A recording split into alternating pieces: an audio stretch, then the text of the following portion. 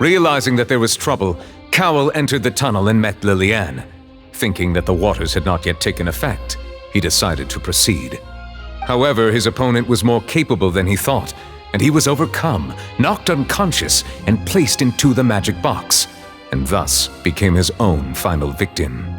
Liliane, according to her own statements, then changed clothes and hid until the performance ended, before hiding in other parts of the opera house.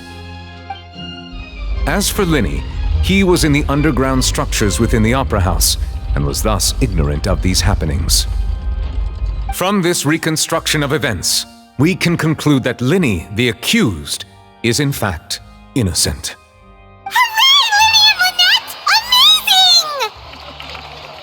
While there is much in Linny and Liliane's conduct that should still be investigated separately, this case, at least, can be handed over to the Oratrice to make the final decision.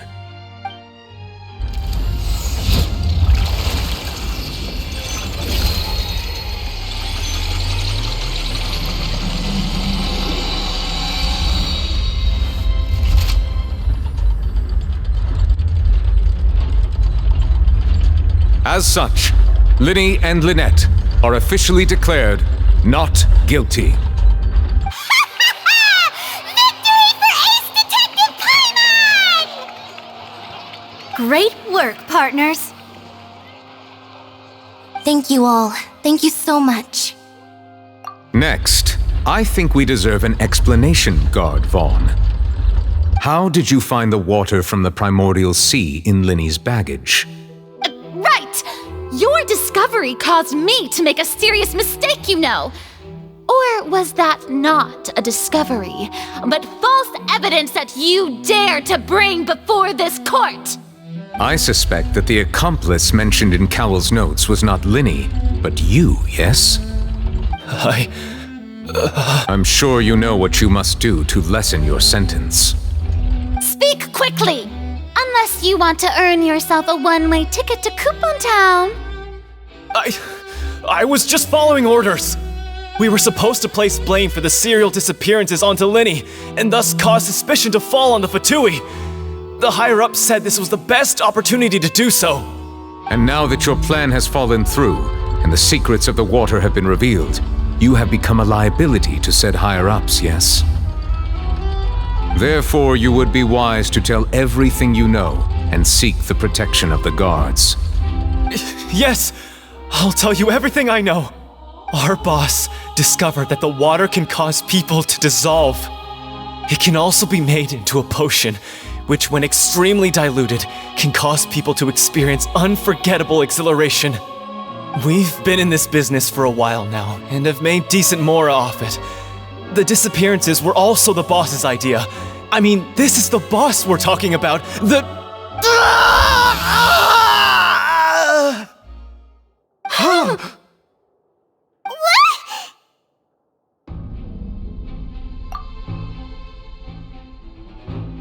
And now he can no longer talk. Such ruthlessness. I shouldn't have expected any less of them. An outrageous act. All present, please submit to inspection immediately.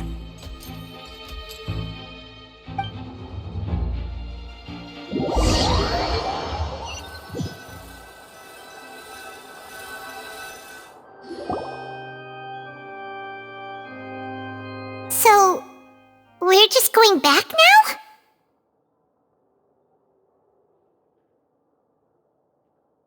That's true, but... Traveler, Paimon! Please wait.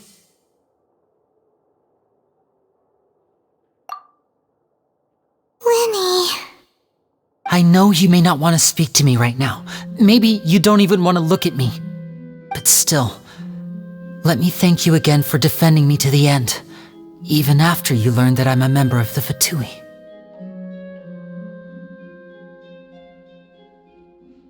I guess. But regardless, I'd like the opportunity to set things straight. I didn't approach you with any ulterior motives or ill intent. I've spoken to you as myself, just plain Linny this entire time. As for why I'm a Fatus, it's because the goals of the House of the Hearth align with those of an orphan like me. That's all. That was how Father, who you might know as the Knave, approached recruiting us back then too.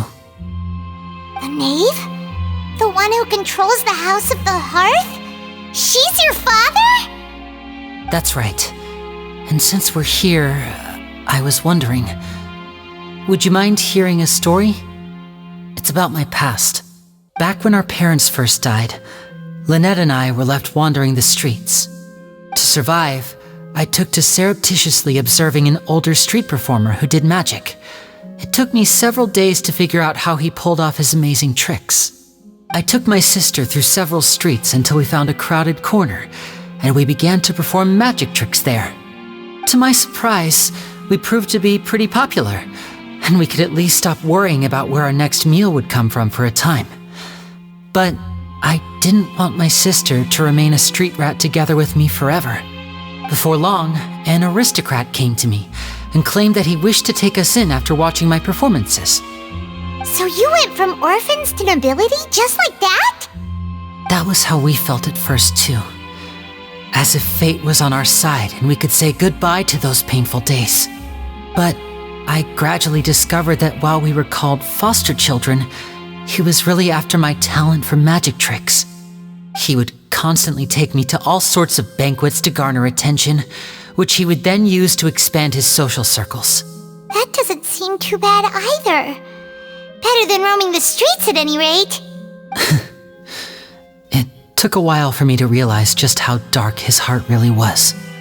After one particular performance at a banquet, I discovered that Lynette was not on the same return vehicle as me.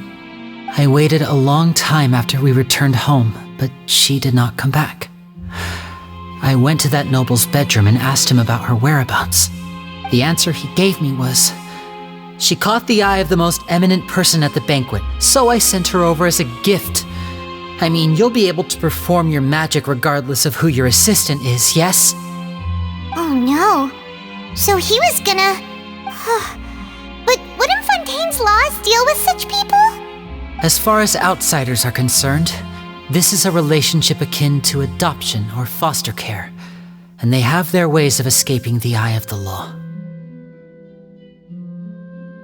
I managed to ferret out the location of the mansion of that so-called eminent person and hurried through the night. But by the time I leaped over the walls, avoided the guards, and made my way in, all I saw was the moonlit ground covered in blood, and the knave standing there in the darkness. So, she'd already taken care of that guy.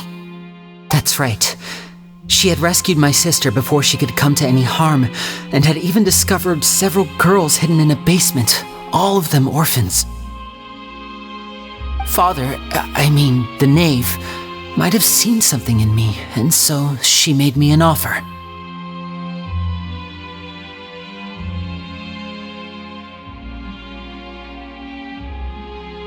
The House of the Hearth welcomes you, for your interests align with ours. Here, none will ever betray you. Indeed, betrayal shall never be permitted here.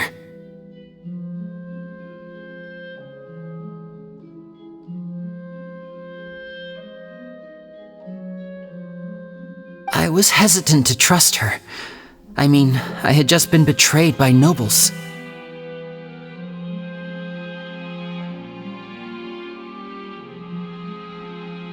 But she was also quick to destroy the noble who had taken us in at first, giving us back our freedom.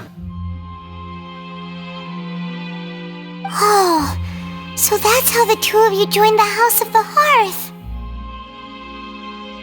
She has her own plans. She has gained permission from the Tsaritsa to first use the Gnosis' power once she obtains it. She plans to use it to find a way to break the prophecy and save Fontaine. So, she believes in that prophecy too? That's right. The whole House of the Hearth is currently working to combat that crisis. Today's case has also proven that people from Fontaine can indeed dissolve into some sort of water, thus further supporting the prophecy. All of us house members here, Lady Arlecchino herself included, are from Fontaine. We won't give up on defending our homeland.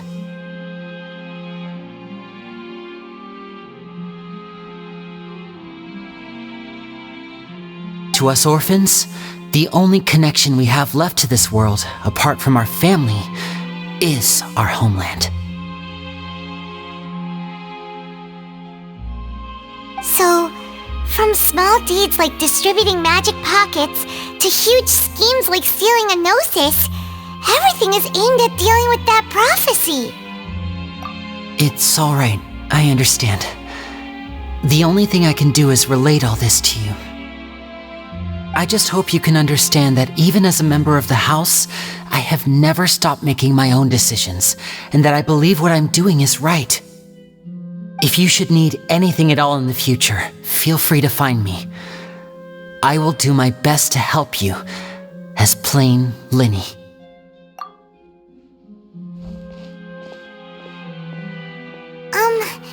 Bye, Linny!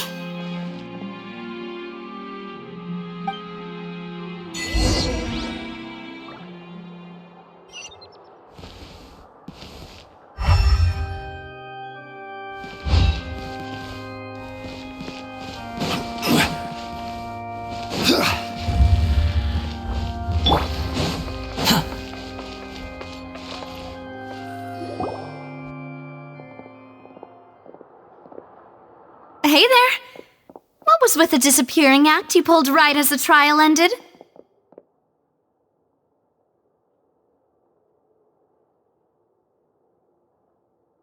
Were you looking for us, Navia? Well, this whole thing isn't exactly over, is it? I do feel that we're getting closer to solving the serial disappearances case, though. Don't you think so, too?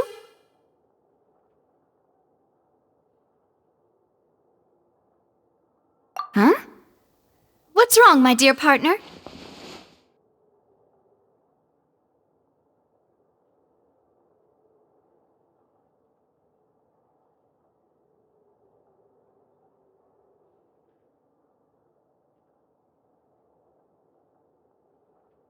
Besides, are you sure we're the ones who can crack a case that's been cold for decades now? And given that there's new evidence from the trial, there should be a trail of breadcrumbs for the Hydro Archon's people to follow now, right? Ah. I see. Well, I won't lie. I'm a little shocked to hear that from you. But I suppose you are just travelers who have only arrived in Fontaine after all. Sorry. I might have been too presumptuous. Don't say that, Navia. Ah, and we were having so much fun investigating with you, too. It was like having new waters flowing into a stagnant mire, causing new hope to spring forth, and the reflection in the murk to become clearer. Sorry about that. I'm a bit prone to nostalgia. Don't mind me. Wait, shall we have a farewell meal? You know, to commemorate our time as partners? Huh? Do we really need to get that formal? Well, guess you really did treat us as partners, huh? Well, I'd just like to have a proper ending to every important memory. That way there are no regrets later. Anyway, it would just be a meal, so it shouldn't take up too much of your time. You don't have to twist Paimon's arm. If Boss Navi is treating, count Paimon in! Oh, wonderful! In that case, why don't we return to the court of Fontaine and head to the Hotel de Boer?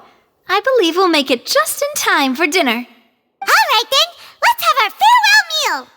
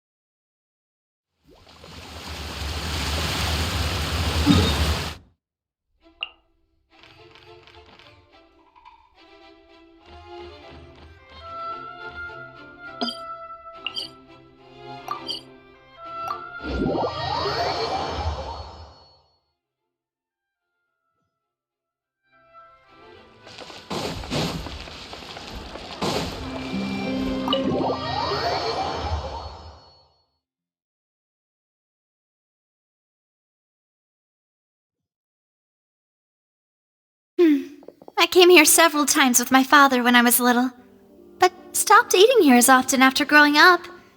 I hope the food here will be to your taste. Oh, don't worry. We haven't eaten at a hotel like this in a while. Paimon's getting excited already. In that case, I'll go order for us first. Please wait here a moment.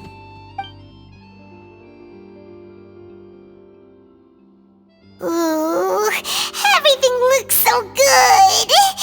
People in Fontaine sure know how to enjoy life. Why, of course. Go ahead, try whatever you like. If the food's good, I'll make a group reservation for the rest of Spina di Rosula next time. And if it's not? Well, then I'll still bring everyone. Albeit with only one dish per table. You, sure have your own way of doing things. Oh, we called this a farewell meal, but we could also treat it like a victory feast, right? We did just win that case after all. Oh, true. Very true. In that case, boss, we'll have another 2 dishes. Huh? Paimon didn't mean that you had to order even more food.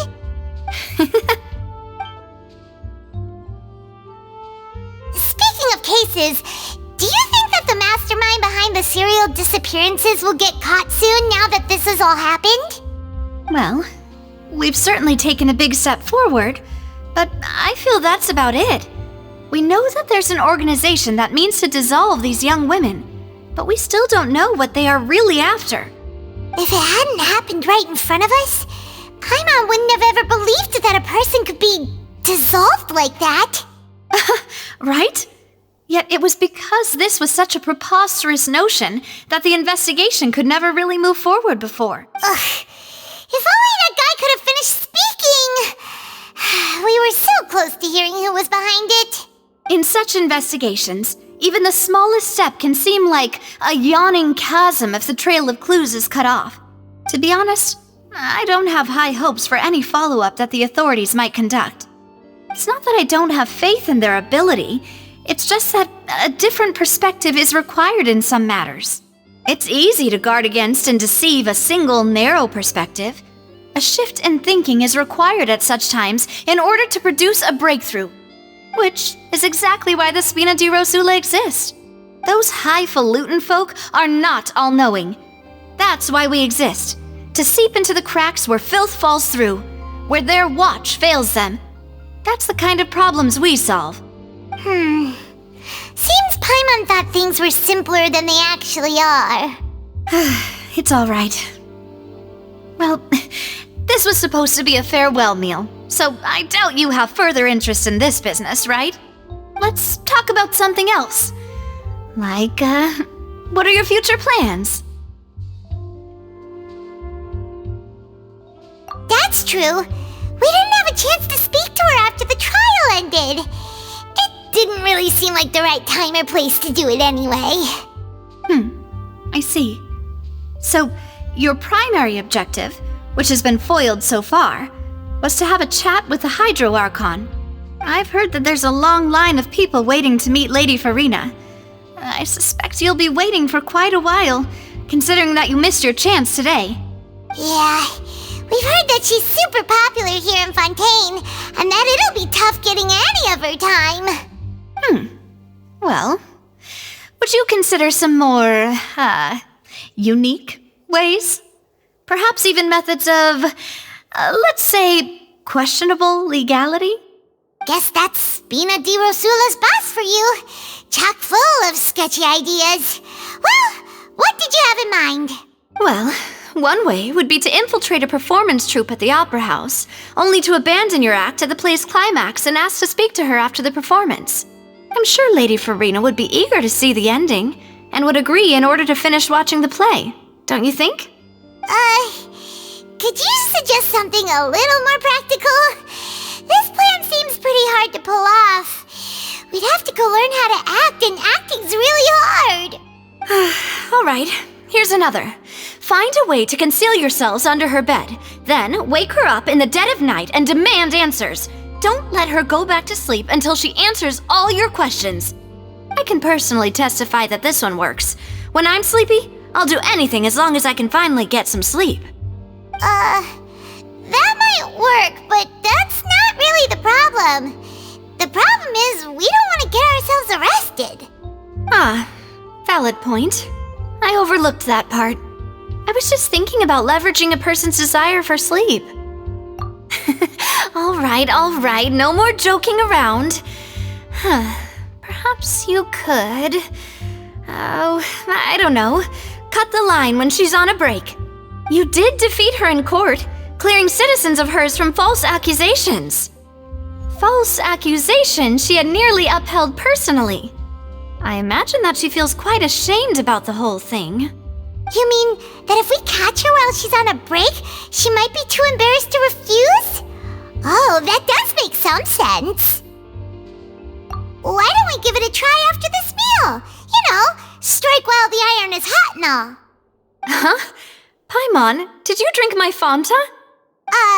Was this your drink? Sorry about that. Paimon wasn't really paying attention and the cup was right next to Paimon. Would you like to order another? No, it's fine. We're just about done here. Alright. Honestly, Paimon wouldn't recommend Fanta anyway. It tastes kind of salty and icky. Is that so? Huh. Well, in that case, we'll have to blacklist the Fanta here then. If we're all finished eating, then I'll go pay. Yeah, we're stuffed. Thanks for the treat, Navia.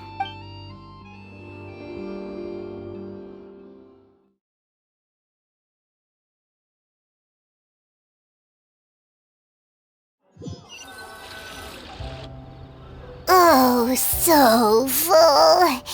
Paimon can barely float anymore.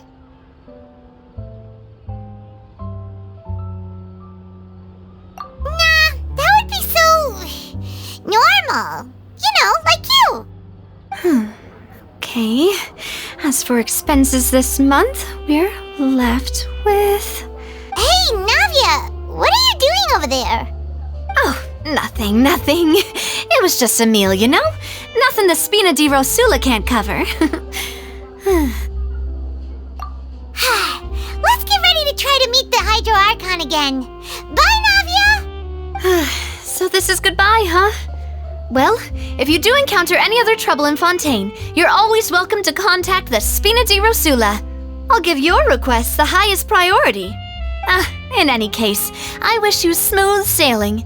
I'll see you again, partner. See ya!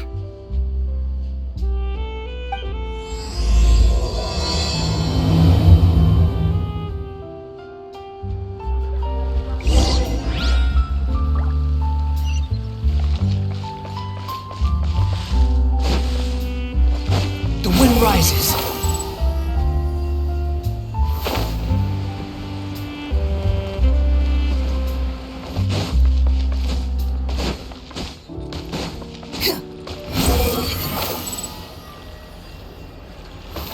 Quit following me. Too slow.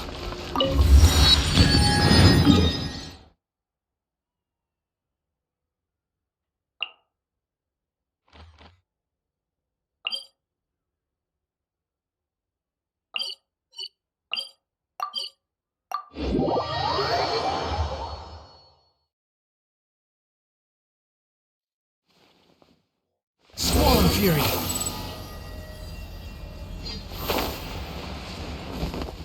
Quit following me. There aren't many people around anymore. Looks like that boat we took to Araneas might have been the last one. Vache. Looks like we're back here again. Huh? Traveler? Are you hearing voices again? Ugh. That's kinda spooky. Are you sure we don't want to come back in the morning? Vache? Vache. Hey, why are you still walking towards it? There might be something nasty in the water. Huh? Hang on. Paimon can kinda hear a voice. It's calling for Vache, right? Hey, Traveler? Stop walking! Come on, wake up!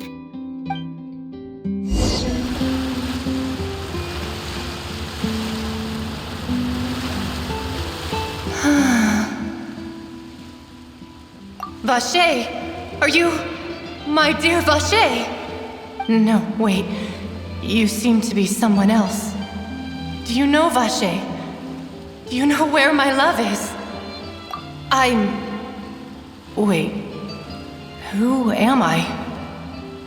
I'm very sorry. I fear I do not know. My memories feel like they have been washed away like a flood. So many fragments dissolved amidst the tide, never to be recovered. How much have I lost? How many things that I once held dear while on land have I since forgotten? Yes, that is what I was once. But now, I am but the consciousness of one who has lost their form. I do not know how I came to be like this either. I only vaguely remember being covered in light blue water, and then all grew dim. I also remember going to many places. I loved adventure, loved exploring places of peril. No matter where I went, Vache would go with me.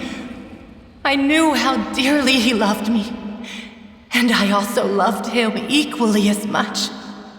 But now, we can no longer go back. The pain of such parting, I never knew how heavy it could be. No, our reunion no longer has any meaning. There is no way for us to create any new memories. The thought of me gives him no succor. So let it lie forgotten beneath the waters. If you meet Vache, tell him not to look for me. Tell him to move on. That is the only thing I still remember. Perhaps that is so. As I was submerged in the waters, losing consciousness, I saw Vache above the surface. His eyes were filled with such sorrow, such longing. If only I could have comforted him, told him that I did not suffer. Indeed, I had felt a great warmth. Is that what you call it? Dissolving? If anything, I consider it a form of release. It was a state of neither fear nor frenzy, with only an endless peace, like the water's still surface. I could also liken it to being a thirsty person who drinks water for the first time, and only then sees how they have lived for so long in a world of endless want and anxiety. I think I hear your companion. It's time for you to go, I think. Farewell, then. I am glad that you were able to sense my presence. Remember, if you see Vache, tell him not to seek me out any longer.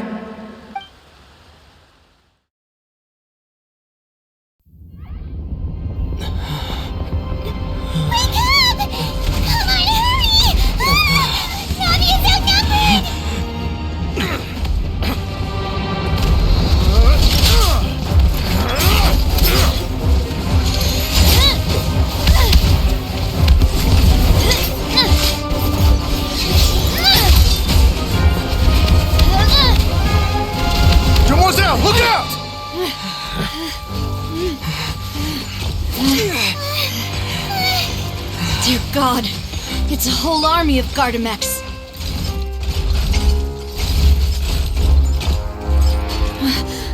Chlorand?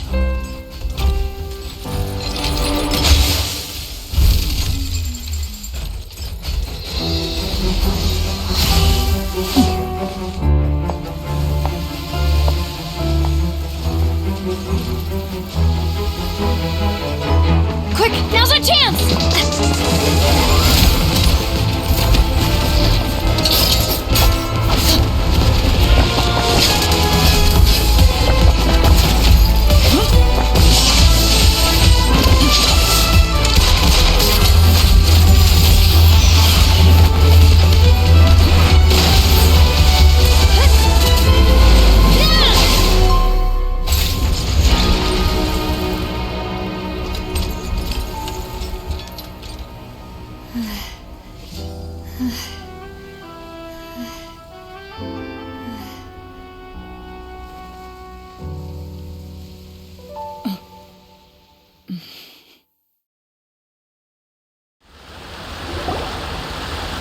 I should thank you for lending us your sword there, Clarand. But before I do so, could you explain how you managed to show up here? I followed you.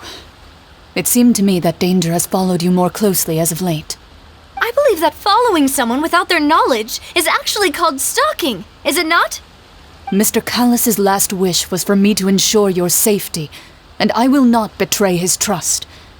He would do the same, were he alive today. Do not speak of my father! Sorry, demoiselle. I was not strong enough. Thank you for your aid, Miss Clarand, but do keep an eye out for your manner of speech.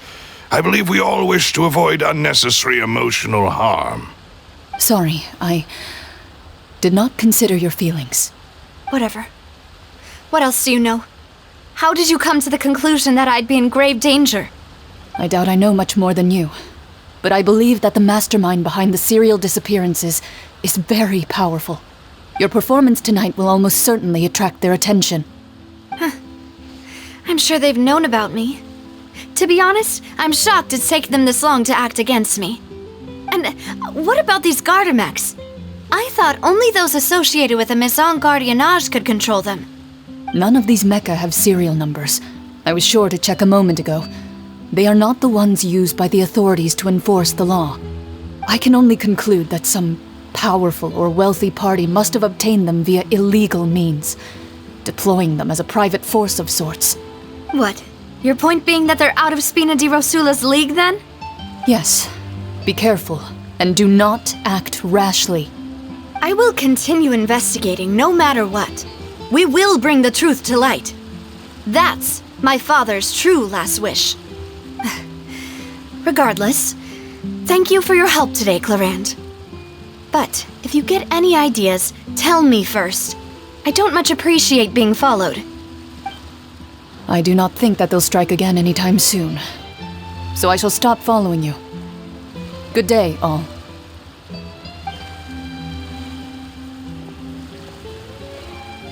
Right. I suppose that's the best news we've gotten today. Demoiselle, I believe that Miss Clarand was being sincere with you. If we tried, we could attempt to thaw relations a little.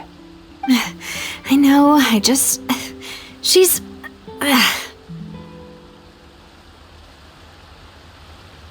Oh, thank goodness! Paimon thought we were done for! Those Gardamex came out of nowhere while you were unconscious, and Nadia and her gang saved us! Oh, and there was that champion duelist named Clarand who came out to save us too! We got lucky there. Paimon probably couldn't have fought them off otherwise. Oh, come now. Forget all that polite talk. That wasn't really a farewell meal we had back there. Not for me, anyway. In truth, I hope that every meal we have together shall be a victory feast. As such, we're still partners. There's no need to thank me. It will take 50 years for me to match Demoiselle's magnanimity. If it were me, I would have joined the Spina di Rosula on account of her goodwill long ago. All right, you two. That's enough. Actually, Navia, how did you know that we were in danger? You sure did show up in the nick of time. Well, to be honest, you're the one who tipped us off, Paimon. Huh? Really? Paimon contributed somehow? Oh, Paimon's even more amazing than she thought! Yes, all thanks to you grabbing my drink by mistake. How did that help? After we parted ways, I was on the way back to one of our bases when I suddenly thought of what you said. That the Fanta tasted kind of salty and icky. Fanta only comes in sweet flavors, so how could it have tasted salty? The color of the drink, if I recall, had also been a bit off. So the Fanta had been spiked with water from the primordial sea? Yes. So if you hadn't drunk that cup for me... Spina di Rosula is preparing the grandest of awards for you as we speak for saving the boss. Huh? Really? I sent people to Hotel de Boer to investigate, but whoever did this left no trace at all. That's when I figured out that you might be in danger and hurried here as quickly as I could. But why would they go after us too? All we did was defend Linny in court and help clear his name. Ugh, now we're caught up in this mess too, aren't we? Well, you did foil a plan that they were probably pretty proud of, and almost got their name in the process. Speaking of which, did anything strange happen when you drank the primordial seawater? Well, it can't be a coincidence that the traveler fainted just now. He said that he heard that voice calling for Vache again. Oh, and this time Paimon heard it too, but it was real faint. Does this situation have to do with the primordial seawater then? Does that mean the primordial seawater raises someone's sensitivity to hydro when it's used on people who are not from Fontaine? That doesn't sound like too much of a bad thing, to be honest. New intel? While you were out cold? Well, let's hear it, shall we?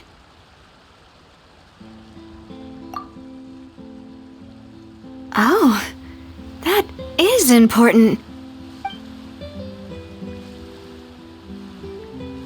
Vache. That name doesn't ring a bell.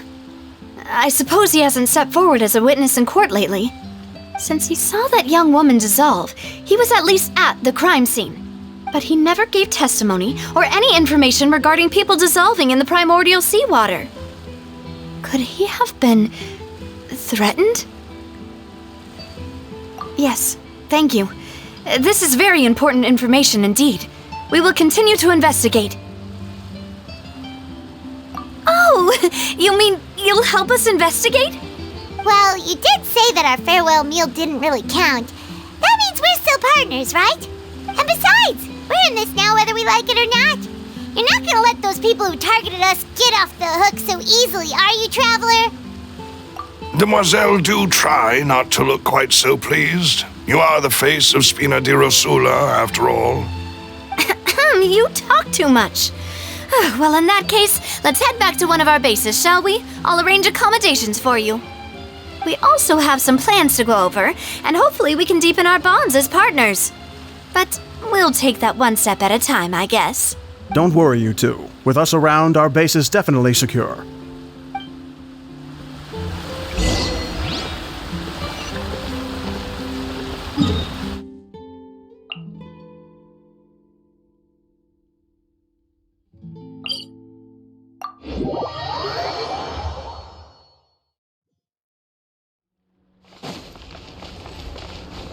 The wind rises.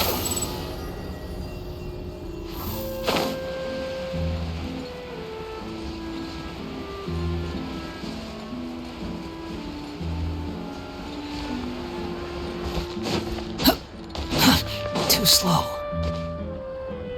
It's right up ahead, but let's make sure we weren't followed first. I've been keeping watch, Demoiselle. I haven't spotted anyone suspicious thus far. Very good.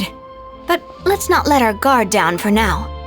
I shall find rooms for our respected guests. Thank you, Malus. Now, let's continue, Traveler.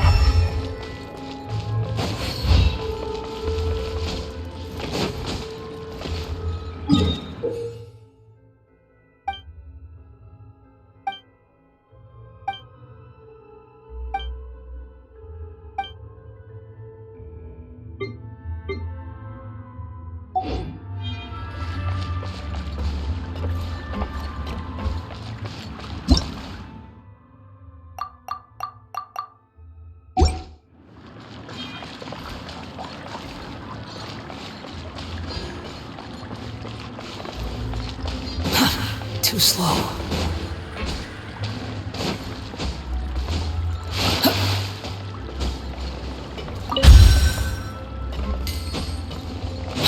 following me.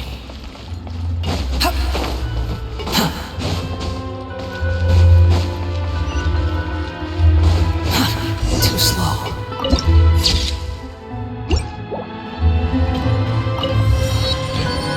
Squall and Fury.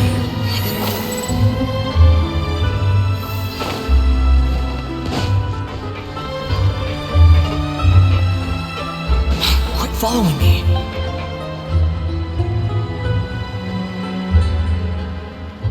So, this is your base? It's not quite what Paimon imagined. Your accommodations have been arranged. Under the present circumstances, I can confidently say it's the best we have. Well, our funds have been a little tight lately. After all, we don't allow illegal or unethical profiteering. In fact, our funds often come from citizenry who support us. Seems like it's tough times for everyone. But if you have the support of the people, that does sound like it's worth it. To be honest, our financial situation was a lot better back when my father was in charge a few years ago. I'm afraid I'm not quite his equal. Your father... He was the previous boss of Spina di Rosula, right? How did he... Demoiselle, if you'll allow me to explain. No. I'll explain it myself. I suppose I couldn't run from this topic forever.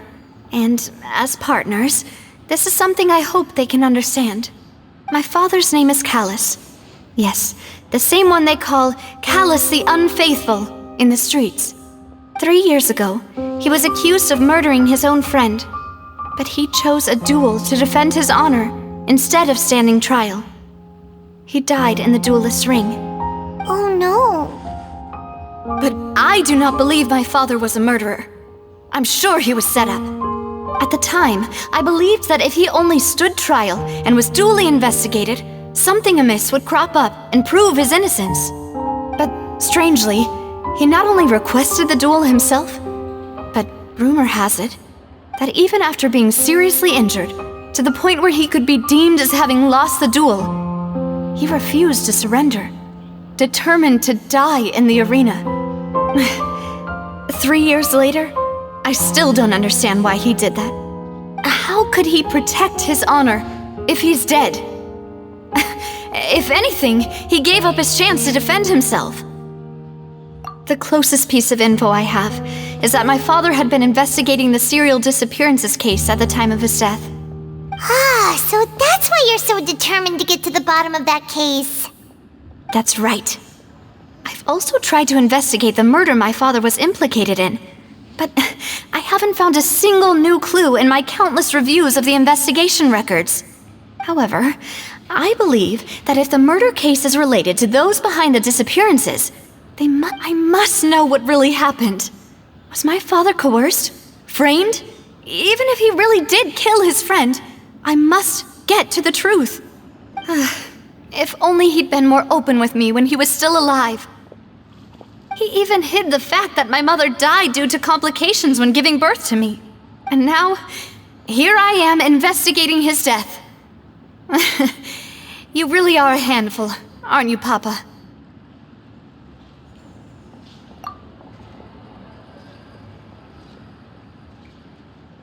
Demoiselle, please, if there is anything I can do, anything at all. I also will never believe that Master Callus murdered anyone. There are none whom I respect more than the two of you, Demoiselle. Master Callus did so much good in life, yet all it took was one murder case for him to be dubbed Callus the Unfaithful. Even our supporters decreased greatly due to that incident, hence our strained finances at present. Wait, if Callus was such a good man, wouldn't people at least be a little suspicious when he was accused? No. Perhaps people just revel in that kind of drama. It's not something exclusive to people from Fontaine, really. Everyone's like that.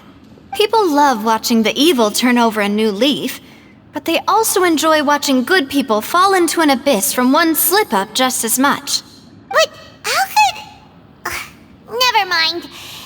If Callus was really falsely accused, we have to find the truth. He didn't deserve to have that happen to him? There is one other thing. Master Callus's opponent in the duel was Ms. Clorand. Oh, her? Well, then, isn't that as good as saying that she was the one who killed him?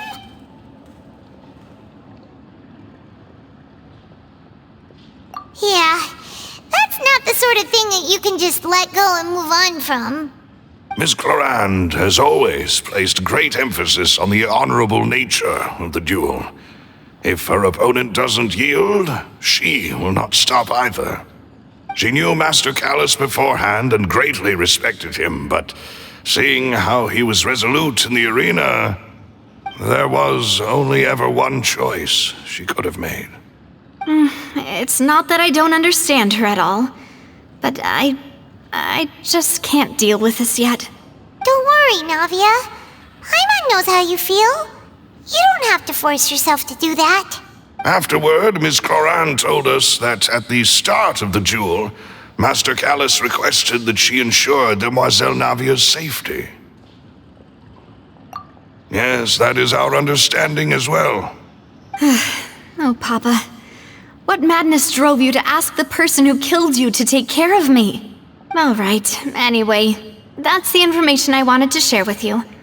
Even if it did sound like I was just complaining towards the end. Thanks. You two should go and rest. This was quite a day after all. Yeah, Paimon's beat. Please, relax and get some sleep. We will ensure you rest soundly.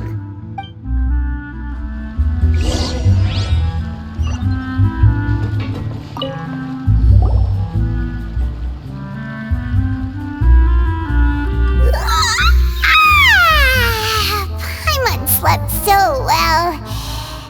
This place feels almost too safe. Huh? Navia? Where did the other two go? I sent them back to Poisson. It's Spina de Rosula's place of origin, and where we have our headquarters. There's not much for them to do here at the moment. Paimon gets the feeling that you're just trying to get them off your back. But never mind that. When did you get back? Were you waiting here the whole time? No, I just returned after going out for a while. I did some investigating yesterday regarding the name Vache. Wait, so you didn't sleep at all? How could I after having such critical new evidence appear? Guess Paimon wasn't speaking for everyone just now, huh? Unfortunately, this name seems to have been wiped from existence. It doesn't seem to have a match anywhere. I suspect that those behind this have already taken steps to hinder an investigation from this angle. But that does prove that this Vache person is a key witness in the incident. Does that mean we're too late, though? No. There is one ray of hope. One place in Fontaine that they would find almost impossible to threaten, no matter how much they wanted to. And that is the archives kept by Chief Justice Neuvillette, a place where detailed files on all the cases in recent years are kept. If the Oceanette you met is one of the young women who went missing recently, we should be able to find some related information there. So Neuvillette maintains an archive of case files? Whew, guess that's the hard-working Chief Justice for you. In that case, let's go talk to him, shall we? Aren't you coming along, Navia? Did you get tired? No, it's nothing. Let's go see the Honorable Chief Justice.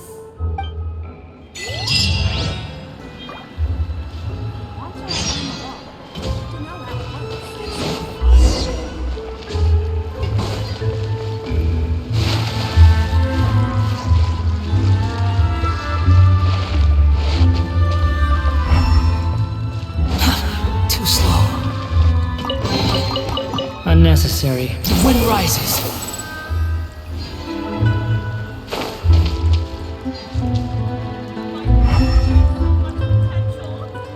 Behold!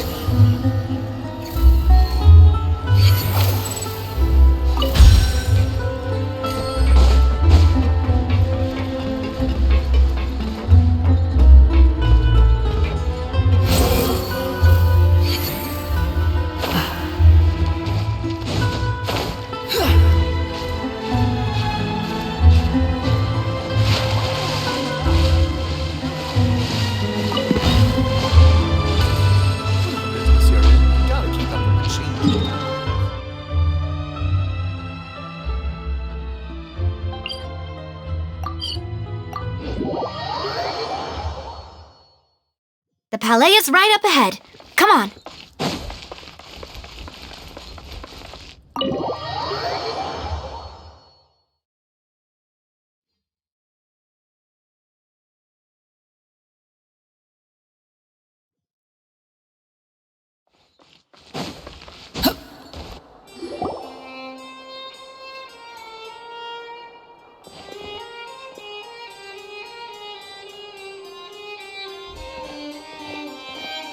Halt! Please state your business here. The Chief Justice is presently occupied with official matters. This place does look pretty heavily guarded. Guess that proves that Nervalet's files are really secure. Hey, don't you recognize us? Huh? Who are you? Just to be clear, I don't care who you are or who you might be related to. Our rules make no exceptions. See? They've got great discipline, too. Yep. Paimon can tell. If you're here just to crack jokes, I can point you towards the exit. Unlike some, we're busy, so please leave if you don't have a reason to be here. No. What I meant to say is, shouldn't you remember us from a few days ago? We were at the trial of the great magician Linny. Oh, yes, I remember. I read about it in the Steambird. You must be Linny's attorneys. It's all coming back to me now. We're here today to report and archive some information on a follow-up case. Is that even a thing? Of course. Don't worry. We're here on official business. You can trust us. All right then, I'll let you through. The Chief Justice is just inside. Thanks so much.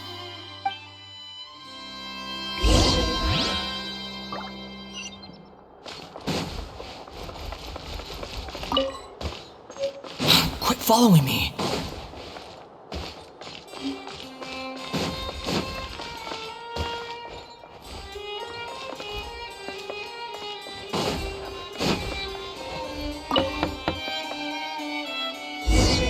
Please come in.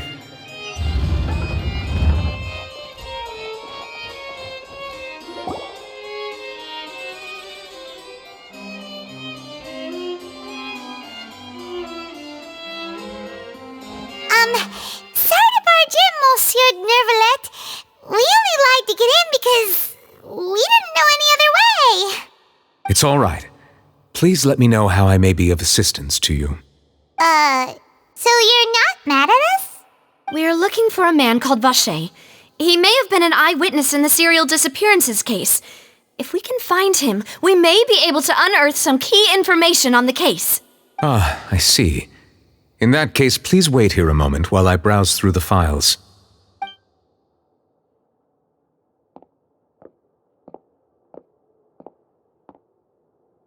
Who knew that Nervalet would be so easy to talk to?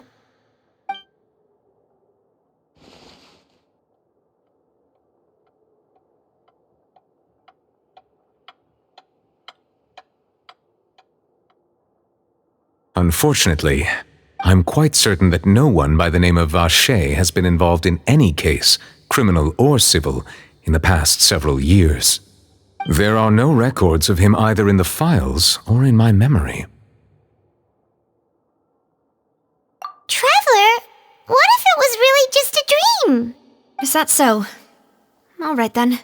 Thank you so much, Monsieur Neuvillette. We'll take our leave now. Ahem.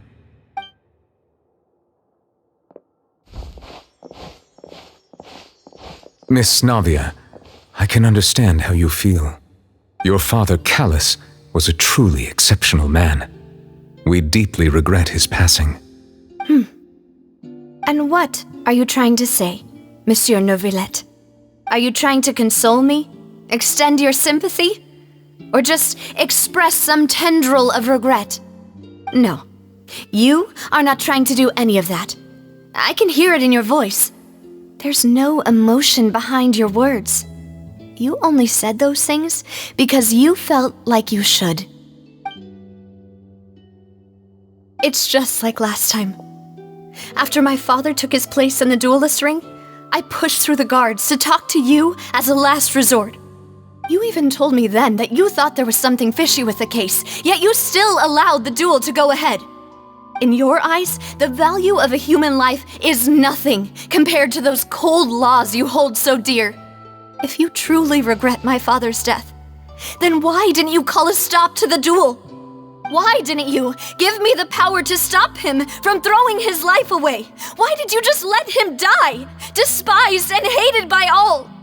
Everything was hanging on a thread at that moment. Just the tiniest effort could have changed everything. There are still so many things I never got to tell him. So many questions he still owes me answers to. If you really have no heart, then just look me in the eyes. I, Navia, will show you the true meaning of regret. I'm sorry, Miss Navia. You and my father are truly alike. You keep all kinds of things in your heart and never say a word to anyone. It's not so much that you can't feel, but that you would never express anything. Oh well. In any case, everyone already knows full well the apathy of the Chief Justice. My apologies for taking my emotions out on you, Monsieur Chief Justice. Let's go, Traveler and Paimon.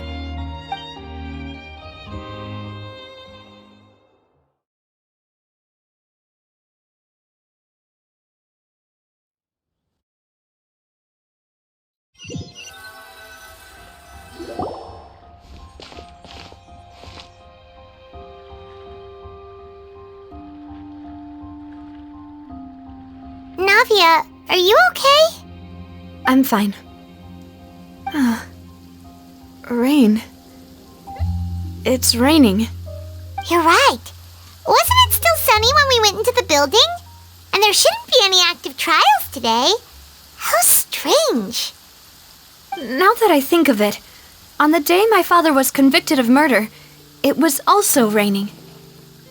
What is it? Did you think of something? Yeah, he was outside. It was uncovered and the rain could fall there. Why? Do you think the rain could have affected the crime scene? That thought has occurred to us before. We've even expanded the search area to try to account for that, but didn't find anything of value. Oh? Wait.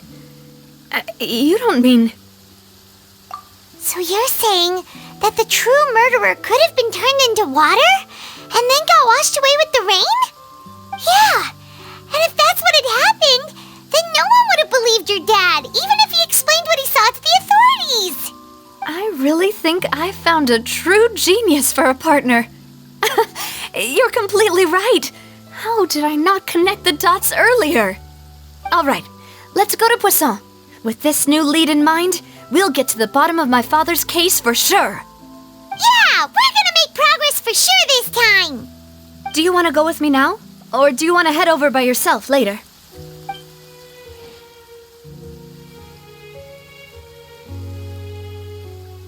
Great, let's go then.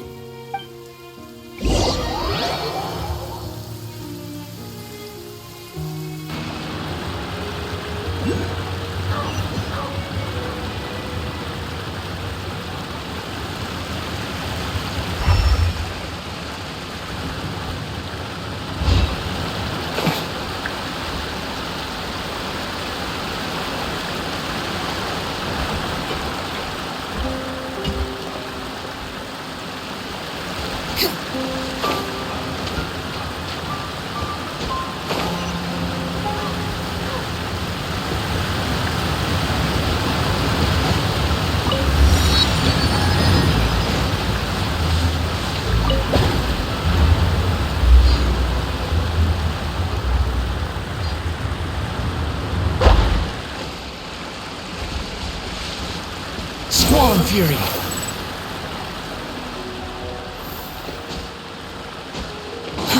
Too slow.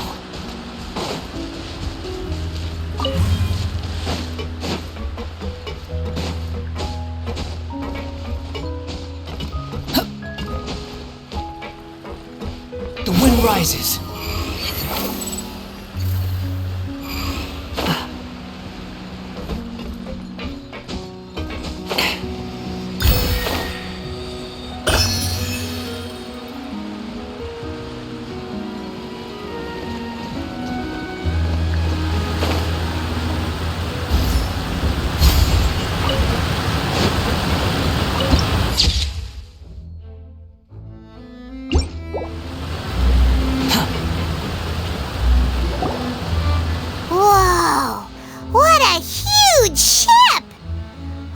ship be anchored at a place like this? There's no need to be so surprised. While it may look like a ship, it's actually Spina di Rosula's headquarters. My father was the one who asked for it to be built like this. Perhaps our taste in exterior design is the only thing we occasionally had in common. A gigantic and glamorous ship embodies discovery, opportunity, ambition, and conquest. It symbolizes Spina di Rosula's bright and limitless future. And Paimon thought you were bluffing when you said Spina di Rosula had a glorious past. Paimon was confused why a group with such a history would live in the sewers. But now that Paimon has seen this ship for herself, she's been convinced. Well, Poisson is where Spina di Rosula began, after all. It's our main base, our home.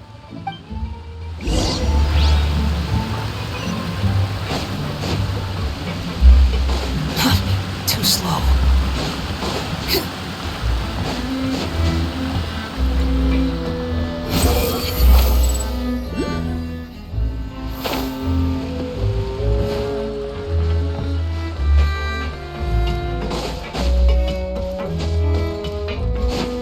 Quit following me.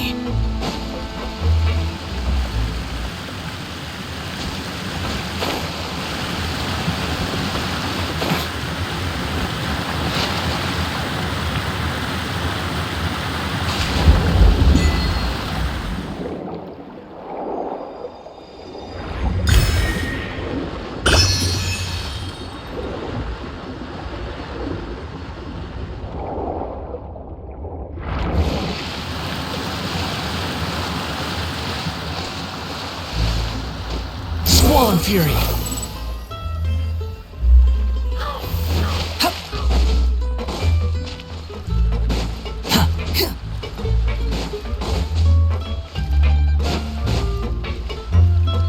I'm just saying, if you play with fire, you're gonna get burned.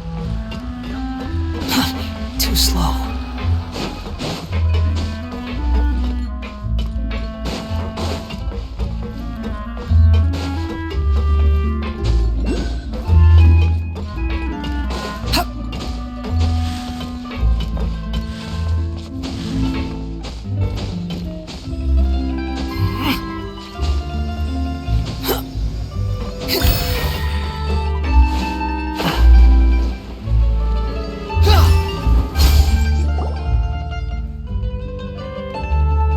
Melus, we're back! Apologies for the wait, demoiselle, and our most important partners. You said before that you still had some business at the court. What brings you back to Poisson so quickly? About that. It's because my partner here reminded me of something really important. You see, what if my father's case had something to do with water from the primordial sea? You still remember, right, Melus? On that night, it was raining? Yes, the case was quite similar to that of Mr. Linney's. Both were what you'd call impossible murders. Could you tell us a bit more about what happened before? Yeah, of course. Many years ago, something called synth began to gain popularity in Poisson.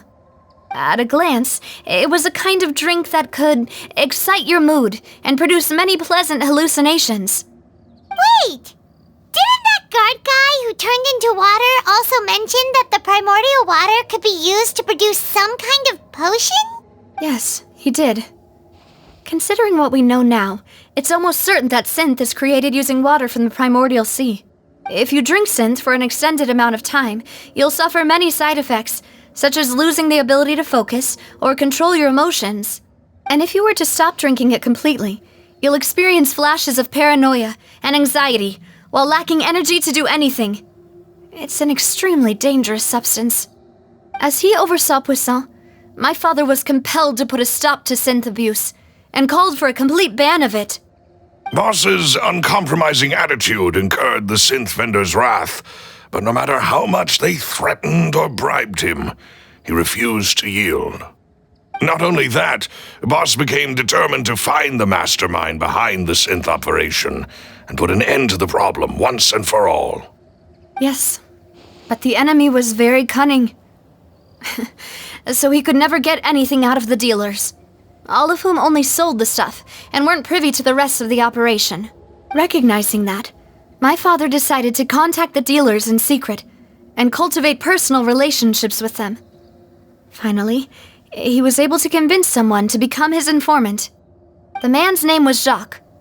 He felt greatly ashamed about his work after seeing many families destroyed by synth abuse. That night, my father hosted a banquet at his countryside estate. He planned to meet up and exchange information with Jacques over some food. But then, we heard 2 gunshots from the courtyard. We raced to the scene and found my father, still holding a gun, and Jacques, who was already dead on the ground. Huh? How did that happen? Aren't they on the same side? Sounds just like Lenny's case, doesn't it? In both cases, the culprit seemed obvious, but neither appeared to have any motive at all. Looking back on it, though, I now believe the most important clue was something we all overlooked at the time. There were pieces of clothing left at the scene. Precisely. It's all thanks to you that I made the connection now. Back then, we all just thought they were some costumes that Jacques used to disguise himself at the banquet.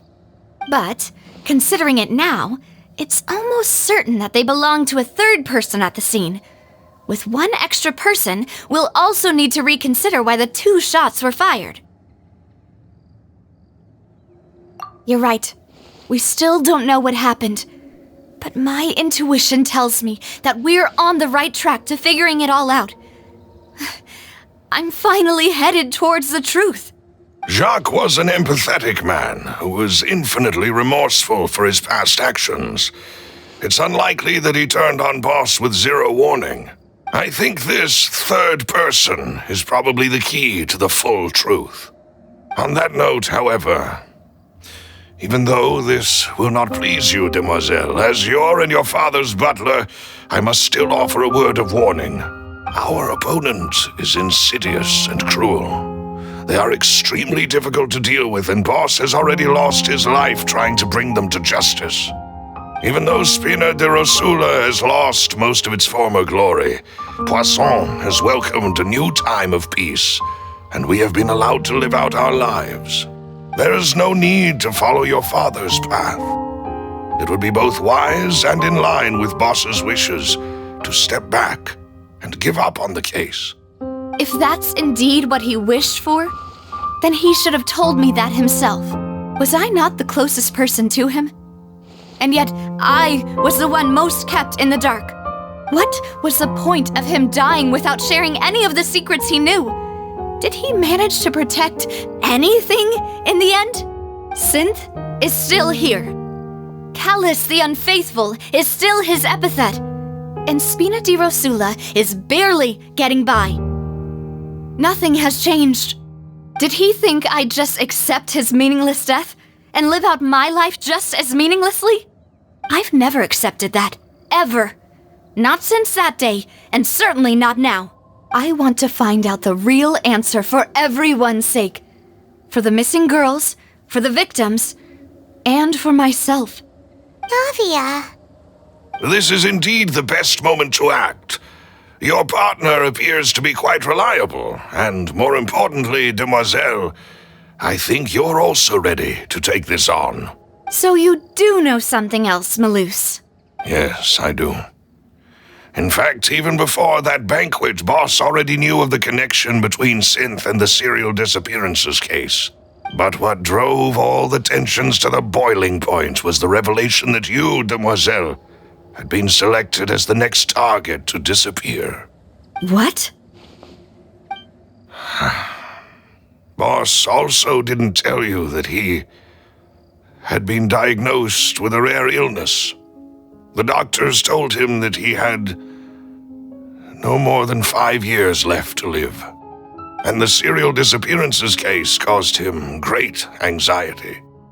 5 years was nowhere near enough time to resolve this long-standing conflict, but once he passed away, all the danger would pass on to you.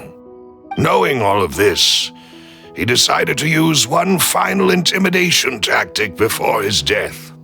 He claimed to have already gotten his hands on some key incriminating evidence for the other side, and even told some members of Spina di Rosula about the details.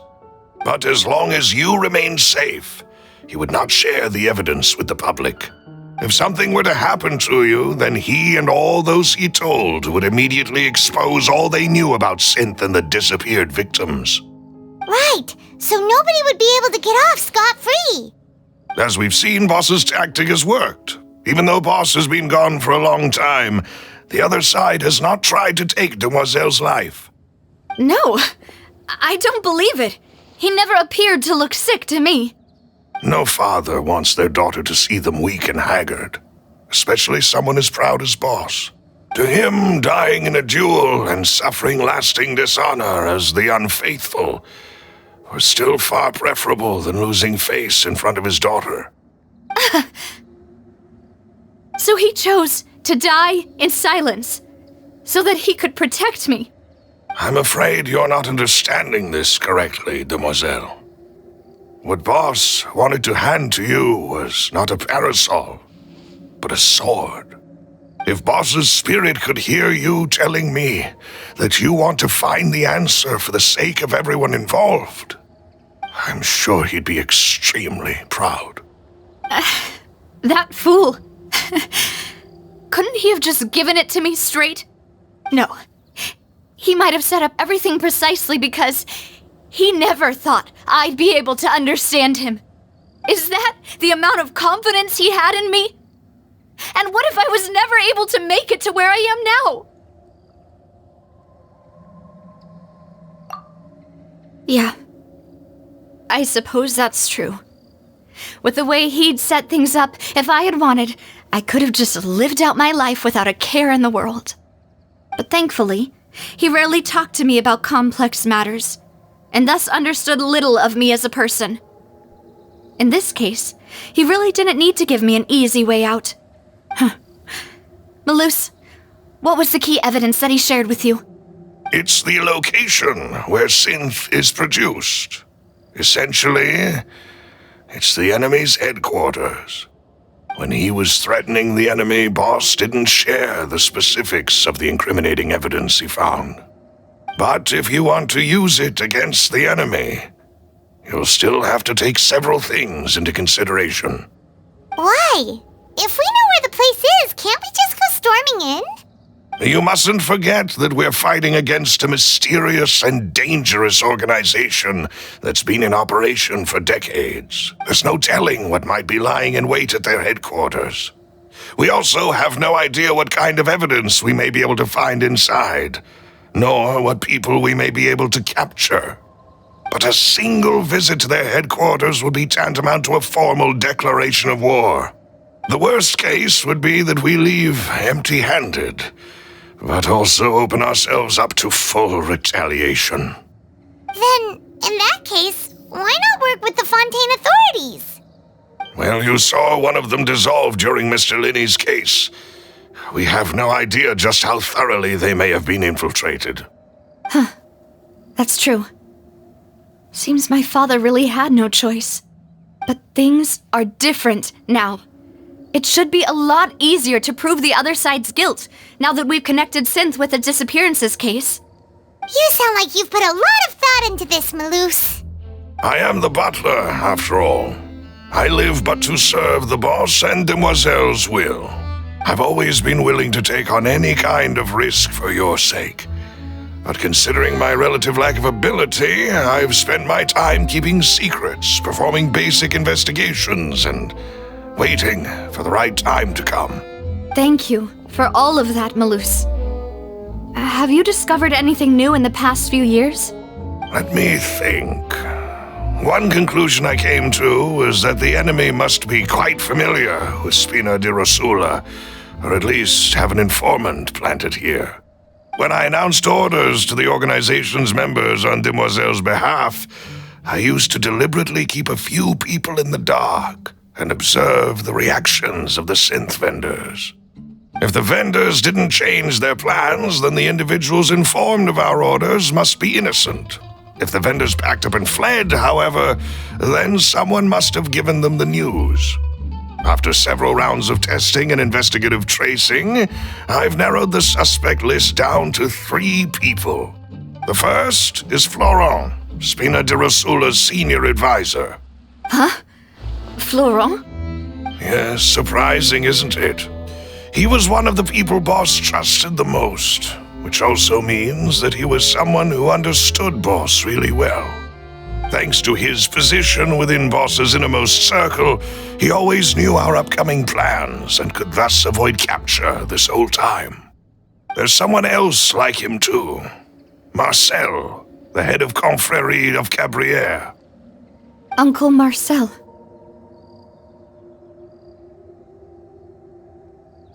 It's a guild in Poisson. Boss helped it to grow to its current size and prominence.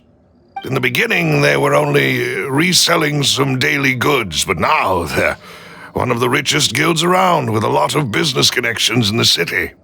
So, they're like a sister organization of Spina di Rosula? Yes, you can say that. When we were fighting against the synth dealers, they provided us with plenty of support. It's a bit difficult to imagine someone using their own money to hunt down themselves. The final suspect is Thierry, the man responsible for coordinating information between Spina di Rosula and the guards.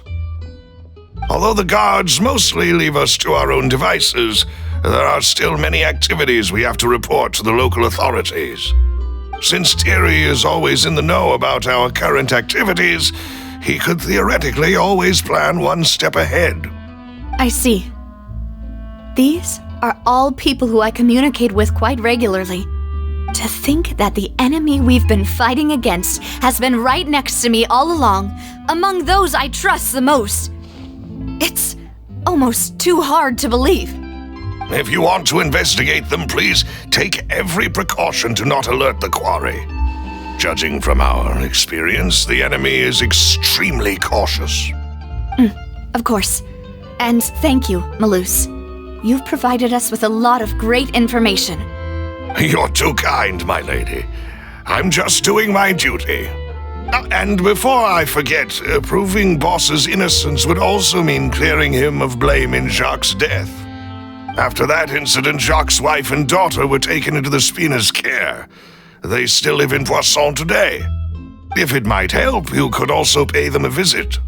I can make the necessary arrangements. Aw, thank you so much, Malus. You really are the best. A new case awaits, my dear partner. I hope we can work together to uncover the truth and end this case once and for all.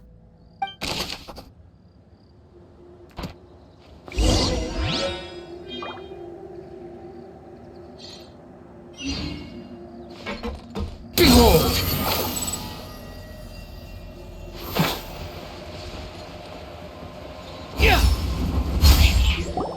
It is settled, then. Please excuse me, and enjoy your conversation at your leisure. Thank you for arranging everything for us, Malus. Excuse me, miss. Do you need anything from us? Oh. Hey, Navia's all quiet. This isn't like her at all. I'm sorry that I only came to visit after all this time. After what happened, I didn't know how I was supposed to face the two of you. Ah, if it's about that, there's no need to apologize. After my husband died, Spina di Rosula sent us a lot of mora and support. I understood your guilt and apology to be genuine. But aren't all of those things nothing compared to the loss of Jacques? I can understand the kind of pain that comes with losing a father so needlessly. You don't understand at all. I didn't know how to face you, because I didn't know what I could possibly bring as a consolation gift. I know only the full truth could bring closure to you, and to all of us.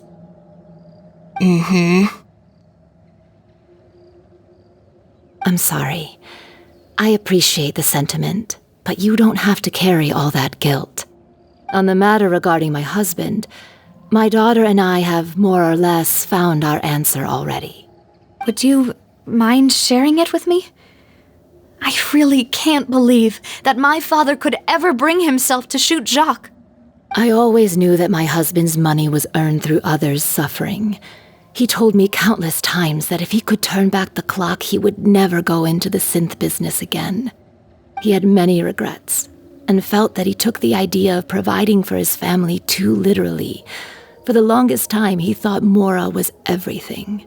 So when Mr. Callis came to him with a proposal, he accepted it almost immediately. He tried to be as careful as he could, but even so, he was still found out by the higher-ups. They found out about his betrayal? Papa didn't say that exactly, but Papa did tell me that I should never be ungrateful. Before he left that day, he told me that he had no choice. It was only later that I realized it was his final farewell to the two of us. I don't know that for sure, but you could say that's the conclusion I eventually came to. Which is why I'm the one who should feel guilty. Callis had always taken great care of us, both when he was still alive and after he passed away. Even if he fired the shot that killed my husband, it was likely in self-defense. It is impossible for me to hate him for what he had done. But Mama, why is Papa still the bad guy if he did the right thing? Papa always wanted to be a good man, so why did he have to do a bad thing in the end? Well, things aren't always as they seem. You still feel like your Papa was a good man, right? Yeah, Papa was a really good man. The best in the whole world. Then you should hold on to that. If a good man had to do a bad thing, then he must have had his reasons. Regardless of whether he left you a parasol or a sword. He must have done so to give you a better life. Oh. Thank you for everything you've told me. I will definitely find the truth. The current state of things is not something I'm willing to just sit back and accept. Thank you. I'm very grateful to hear this from you. Even though your personality is quite different from your father's, your determination when you speak is really similar. You really think so? That's the first time anyone said that to me.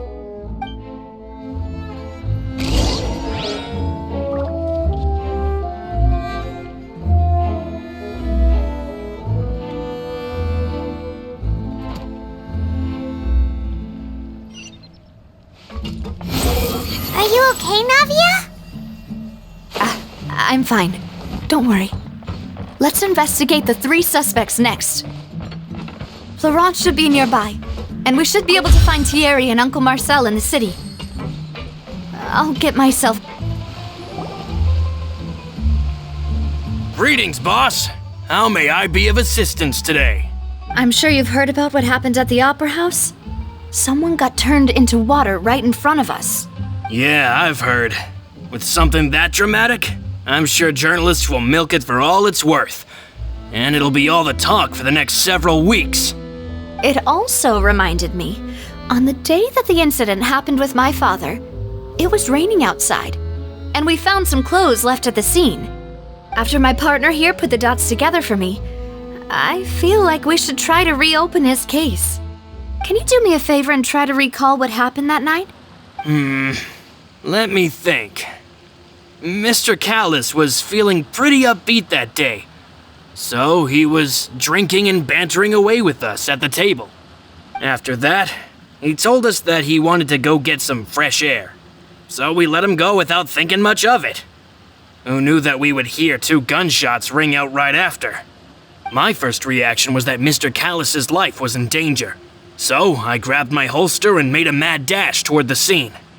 But when I got there, it was already too late. Mr. Callis was standing over a dead body with a gun in his hands. All we could do was look back and forth at each other, not knowing what to say. So you also remember 2 gunshots then? Indeed. The guard said that the first shot didn't hit anyone, while the second killed Jacques. But I've never really bought that explanation. Reason being, Mr. Callus had left his gun on the table. I even made sure to confirm that before running to the scene. But according to the guards, that doesn't mean he couldn't have had other guns on his person. About the clothes left at the scene that you mentioned, do you think there was a third person there who was turned into water? At least from our perspective, my father had no reason to kill, so he would also have no reason to bring an extra gun with him. The gun he was holding probably belonged to Jacques, or a third person on the scene. Yeah, that makes a lot of sense. So you're saying Mr. Callus ended up with the gun because he seized it from one of the other guys? But hold on.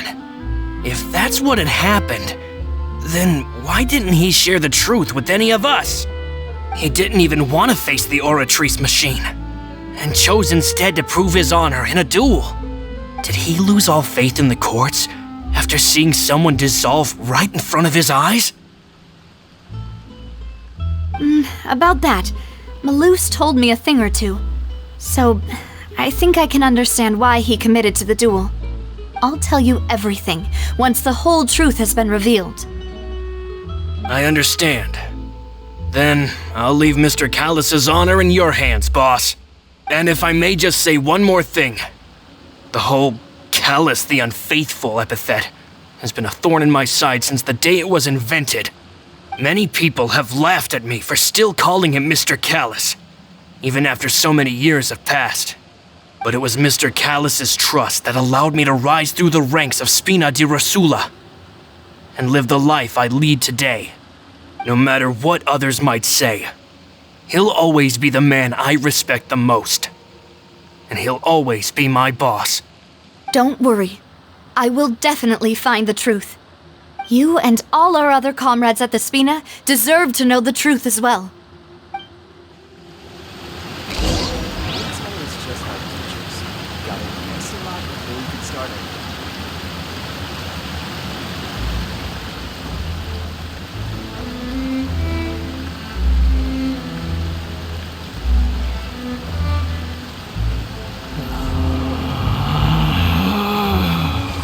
Relax.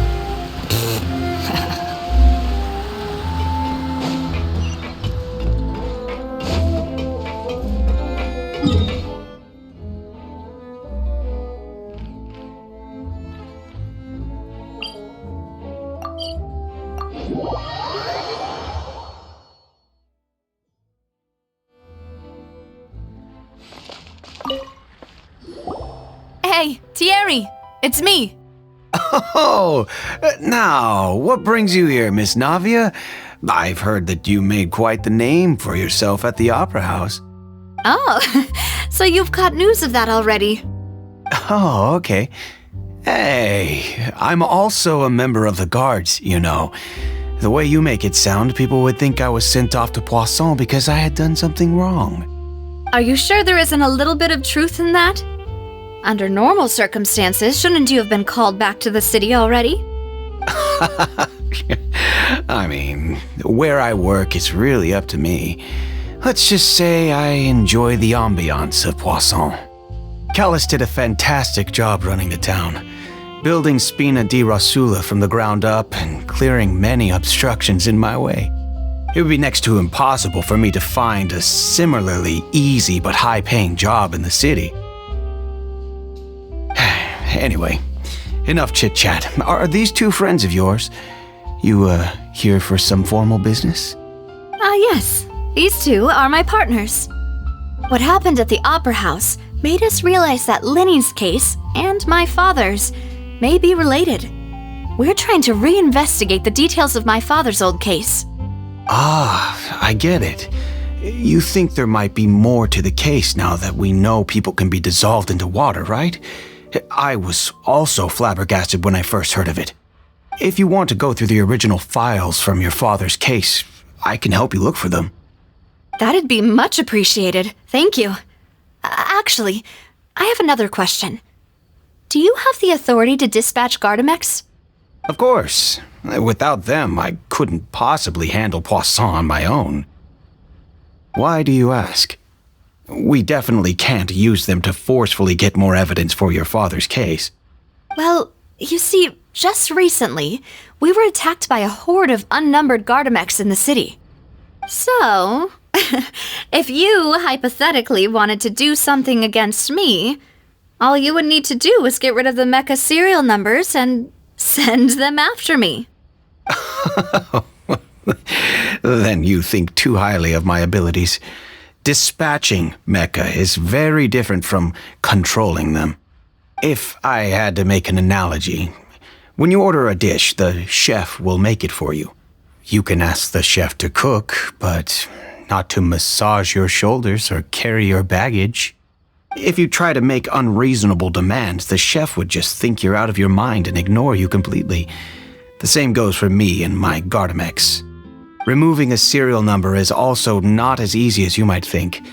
There are a lot of complex steps to it, and it's almost impossible to keep it a secret. So I can promise you, those mecha were definitely private units. They're certainly not cheap. So, whoever their owner is must be super rich, powerful, or both. Now that you mention it, though, being in the synth business would definitely be profitable enough to afford this. Oh, then you're officially in the clear, Thierry.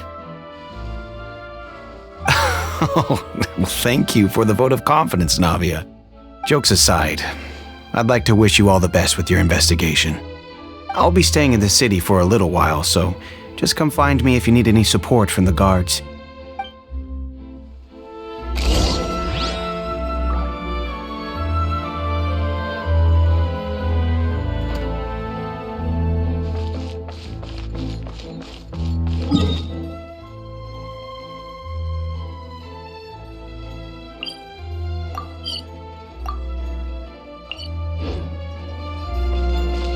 The wind rises.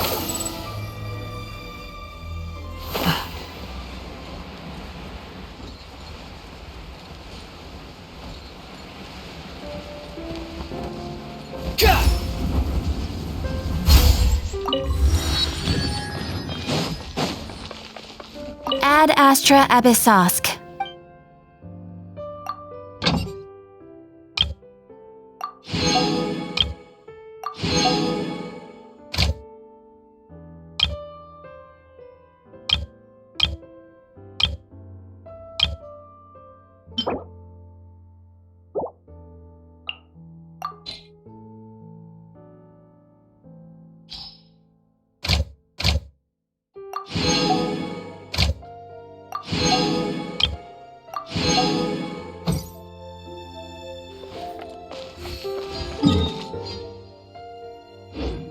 Squall Fury.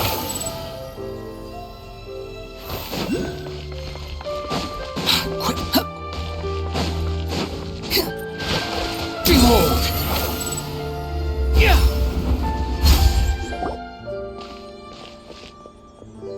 Hello. How may I help you? I'm here to see Marcel. Could you please let him know? You can just say Navia's looking for him. Sure. I will let him know right away.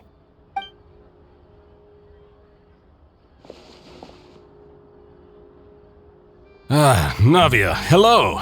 Sorry to keep you waiting. I'm not as young as I used to be, so my legs are giving out a bit. Oh, it's all right, Uncle Marcel. There's no need to stress.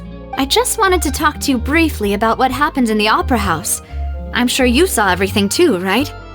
Yes, I've never seen anything so strange. Oh, you were at the Opera House too? That's right. I went there with Navia to see the magic show. Who knew it would turn into a whole murder mystery? I also witnessed your marvelous sleuthing work. Quite impressive.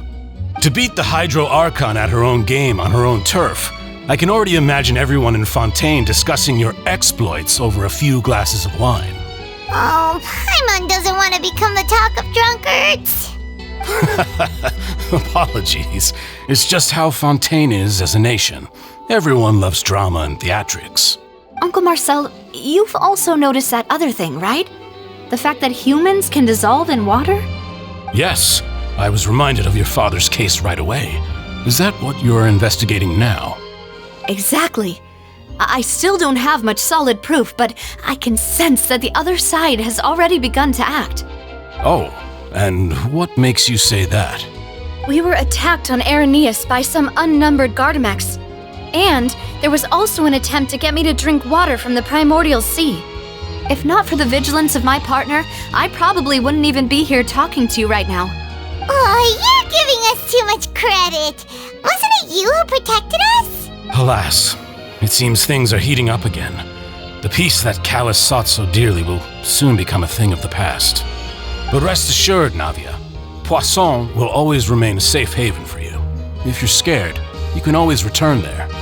If anyone dares to lay their hands on you there, the Confrérie of Cabriere will use its funds to the last Mora to bring them to justice. Thank you, Uncle Marcel. But I don't intend to go into hiding. I'm going to strike while the iron's hot. Do you have any new thoughts on my father's case? About that. Sorry, my age is catching up with me, so it'll take me a while to recall my memory. The Confrérie was responsible for that banquet, so I was out and about the whole time making sure things were running smoothly. I didn't even have the time to drink with the guests. Then I heard the sound of a gunshot, and the rest was history. Oh, it's okay. No need to push yourself. We'll ask around some more, see if there are any valuable clues elsewhere. Sounds good. Just let me know if you ever need Mora. All my wealth comes from Callus's patronage and support. I'll spend however much it takes to clear his name.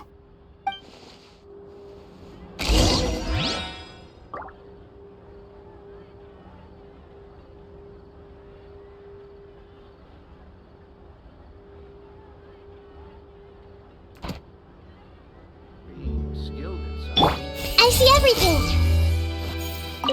Alas, why do these kinds of things happen to the kindest people?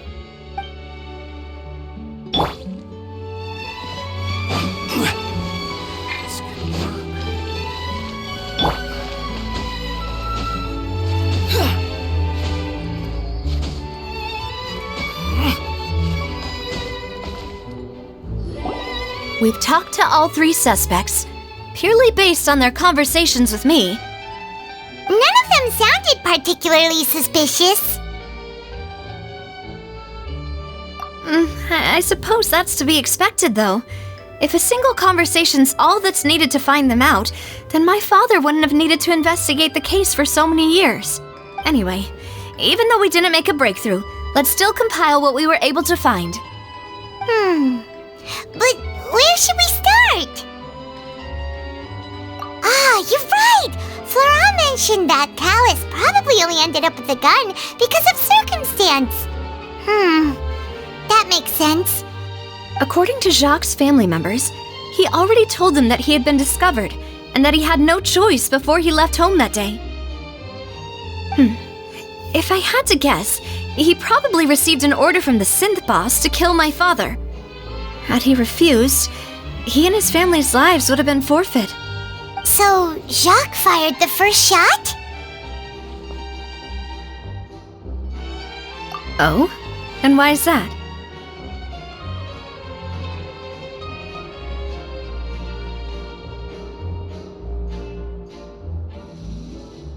Ooh, that's a good point. Jacques probably already knew that he was just being used as a tool for murder. And once he had completed his mission, he'd be of no more use to his boss. So, what would make more sense from his perspective would be to turn his back on the Order and seek protection from my father. Makes sense. But without evidence, that's still just a theory. Besides Jacques, the attack from the Gardamex has been bothering me quite a bit as well. It's obvious that our enemy has become more antsy after the secret of the primordial seawater was revealed. Do you think he knew, even then, that we'd follow this lead to the end? Given everything that's happened since, it's quite possible. But who among the three suspects would have the ability to control privately owned Gardamex?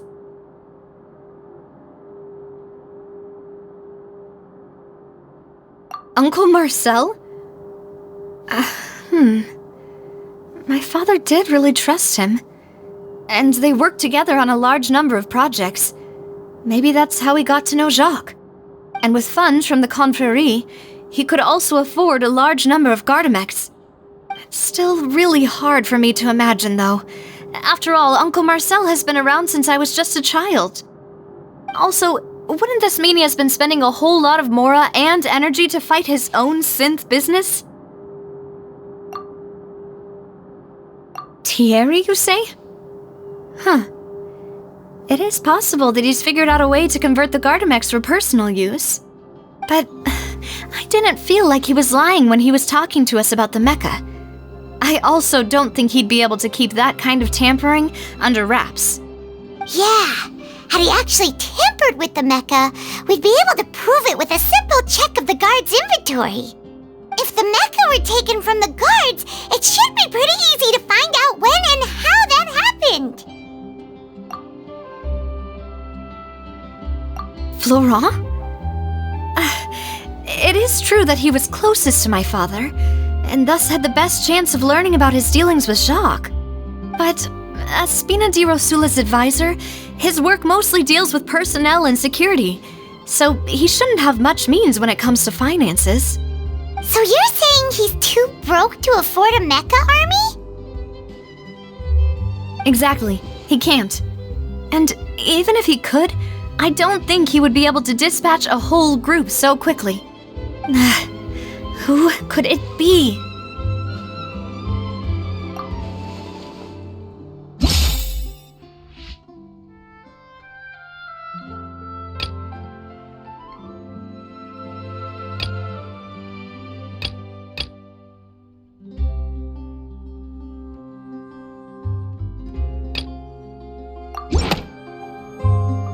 You know, if you think everything through, Uncle Marcel is indeed the most suspicious of them all.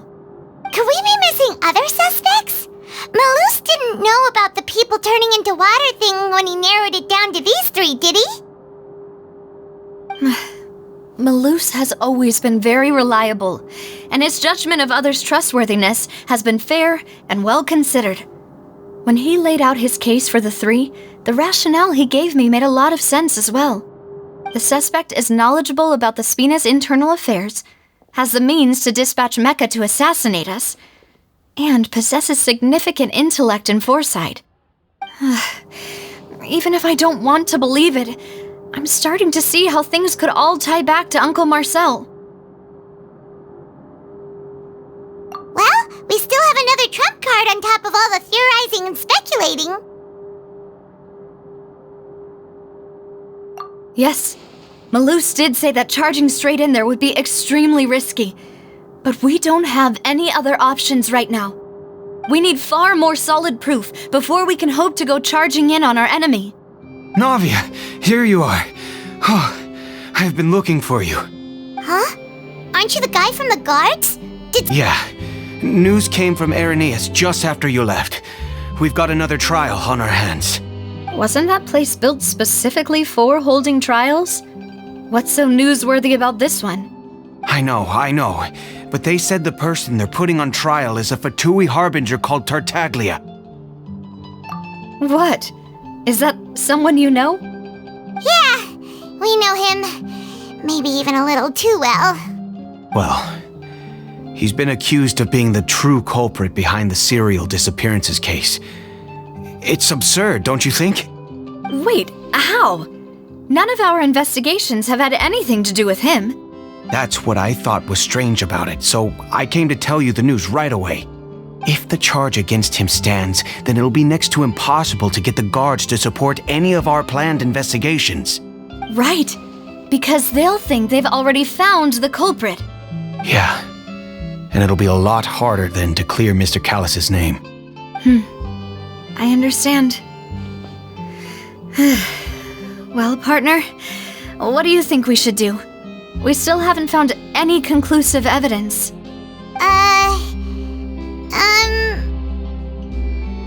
Huh? Split up? What do you mean?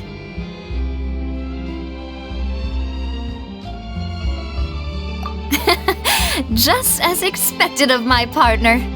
Since this is a trial about the serial disappearances case, The culprit's attention will be focused on Irenaeus, leaving his home base wide open. You're right. This is our best opportunity. All right then, let's do this. I'll stall them at the Opera House and charge Marcel as the true culprit. I won't have any chance of making that charge stick, though, unless we find more evidence. It'll be up to you to make it back in time and hand the decisive evidence to me. We'll help you, just like you helped us in Linny's trial. Demoiselle, please allow us to accompany you. I'm ready. Malou, Silver, when did you two get here? We heard that you'll be leaving Poisson and figured that you might require our assistance. It's our hope that your confidence will be bolstered with the two of us by your side. Thank you so much. Then, let's make haste for Irenaeus. Paimon, Traveler, I'll see you at the Opera House. See you then!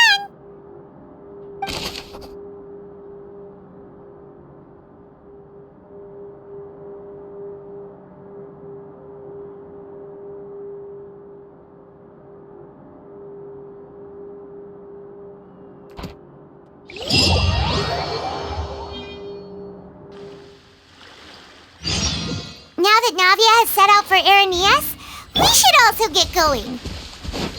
The location has already been marked on the map, so let's head over. Huh. According to Malus's info, the synth production base is underwater. Let's go and try to find the entrance.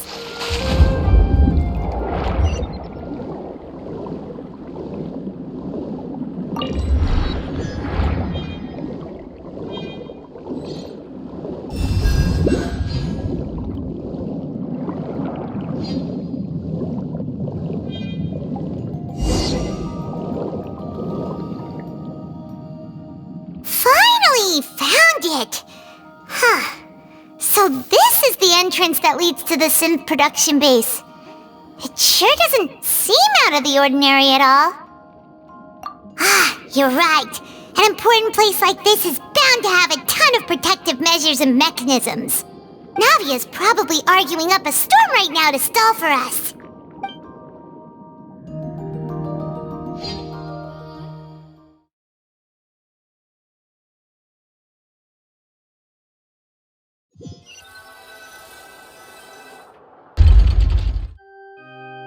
It would appear that I must repeat my question again, Mr. Tartaglia. Do you accept the charge that you are the true culprit behind the serial disappearances case? To be perfectly honest, I don't understand your country's complicated court system, or the reason why I'm being charged with something I've never even heard of. However, I did hear that people who have been charged can choose to participate in a duel to clear their name. Is that right? In which case, as long as I accept the charge, I can have an all-out fight with that champion duelist Clorend, right? I've got to admit, that's one of the most enticing offers I've ever received. When I privately sparred with her last time, she was obviously holding back. Real disappointing. Hey! Don't you understand? You're currently the prime suspect for a major case. This isn't the place for you to be looking for fights. Oh? Sounds like the Hydro Archon wants to lecture me on the ways of the Opera House. Then why don't you duel me too? I'm the kind of student that learns best in the heat of battle. No. That's not what I meant. Alas, it would appear that communication with the defendant is going poorly, and we have made very little progress. In that case, let me explain everything from the very beginning again. The goal of this trial is to determine the culprit behind the serial disappearances case. That case had nothing to do with him! You've got the wrong man! Huh? What's going on? Why is she interjecting again? I told you it couldn't be one of the Fatui harbingers. Miss Navia, this is the second time you've interrupted the court proceedings. I only tolerated your behavior last time because you were able to provide the court with a key eyewitness. But that was an exception rather than standard court protocol. I can very well charge you with contempt of court for your interjections. Oh, please! Did you ever think I had any respect for this place's pointless theatrics? We can put that discussion aside for now. I'm not here to argue with you. I'm here to charge the true culprit behind the serial disappearances case.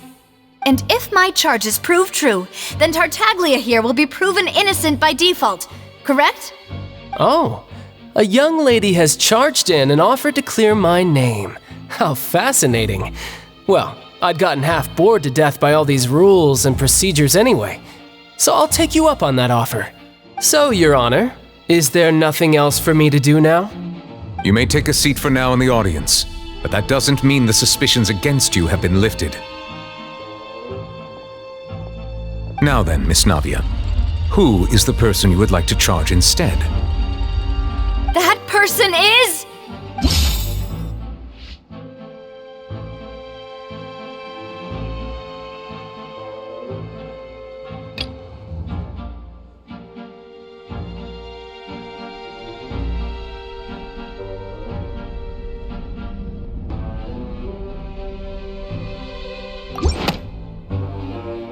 Marcel, the head of Confrérie of Cabrières! Huh? What confrérie? Never heard of them in my life. I've heard of them, but weren't they Spina di Rosula's sister organization?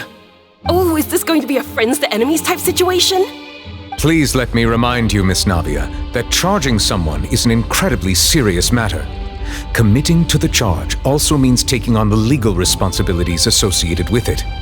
And if the charge fails, depending on the circumstances, you may also be charged with the crime of making a false accusation. Knowing this, do you still wish to charge this man? Yes, I do. In that case, I declare the charge to be valid. Miss Navia and attorneys, please take your places on the court. Members of the guards, please contact Mr. Marcel right away so that he may stand trial.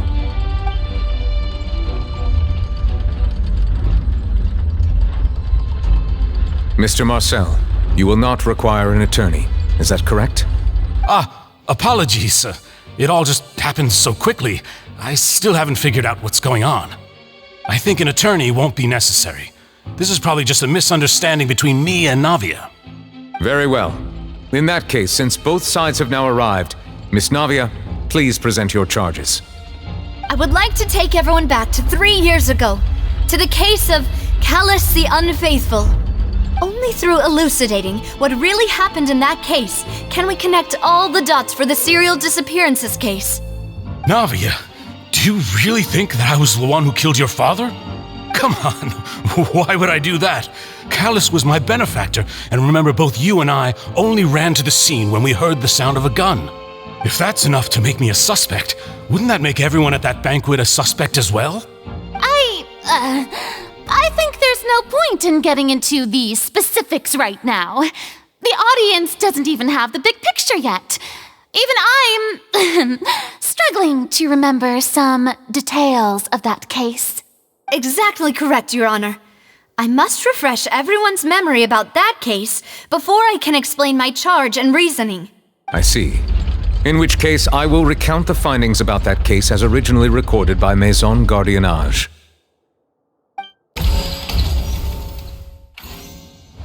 On the day of the murder, Spina di Rosula hosted a large banquet in a countryside estate owned by the Confrérie of Cabrières.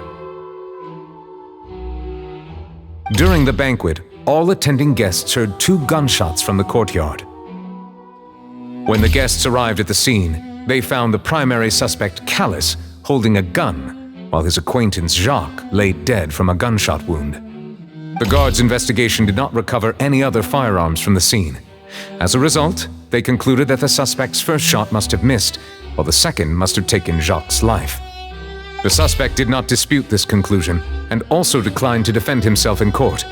Instead, he chose to prove his innocence through a duel. Callus was defeated by champion duelist Clarande in the ensuing duel, and soon succumbed to the injuries. These are the known facts about the case.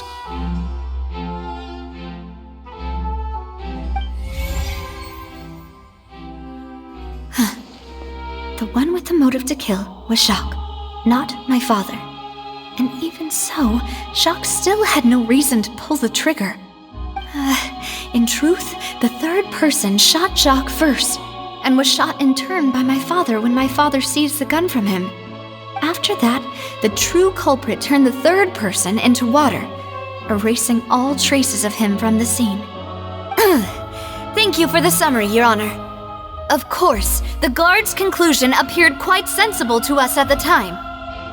However, we should revisit the case now that we've gained new information about the abilities of water from the primordial sea.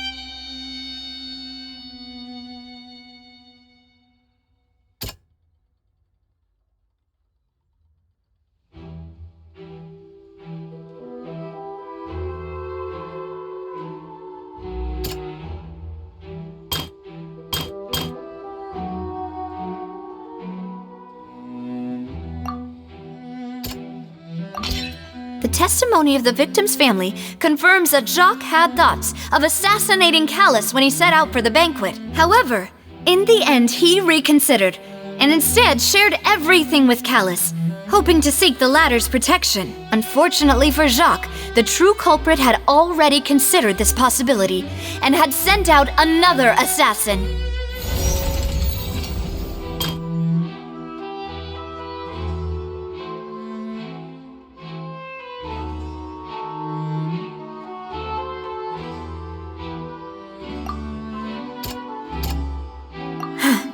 Something's not right. Let me...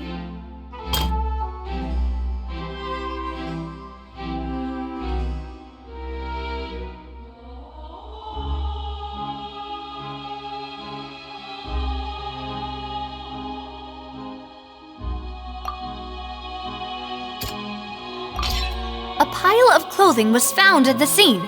The guards once believed they were used by Jacques as a costume to disguise himself. But now, it is clear that the clothes were proof that there was a third person at the scene, and that they were turned into water after committing the murder. Since it was raining that day, the culprit was confident that they could use the rain to wash away all traces of their dissolved accomplice.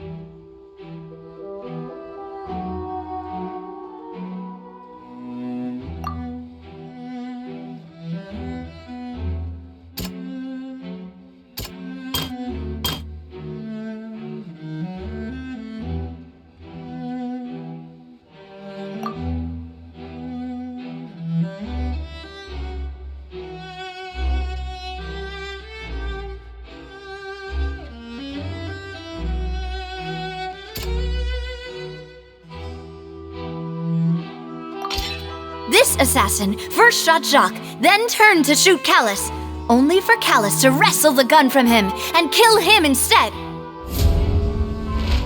Realizing this, the true culprit caused the hired assassin to dissolve into water, leading everyone to believe Callus was responsible for Jacques' murder. This is the true version of events.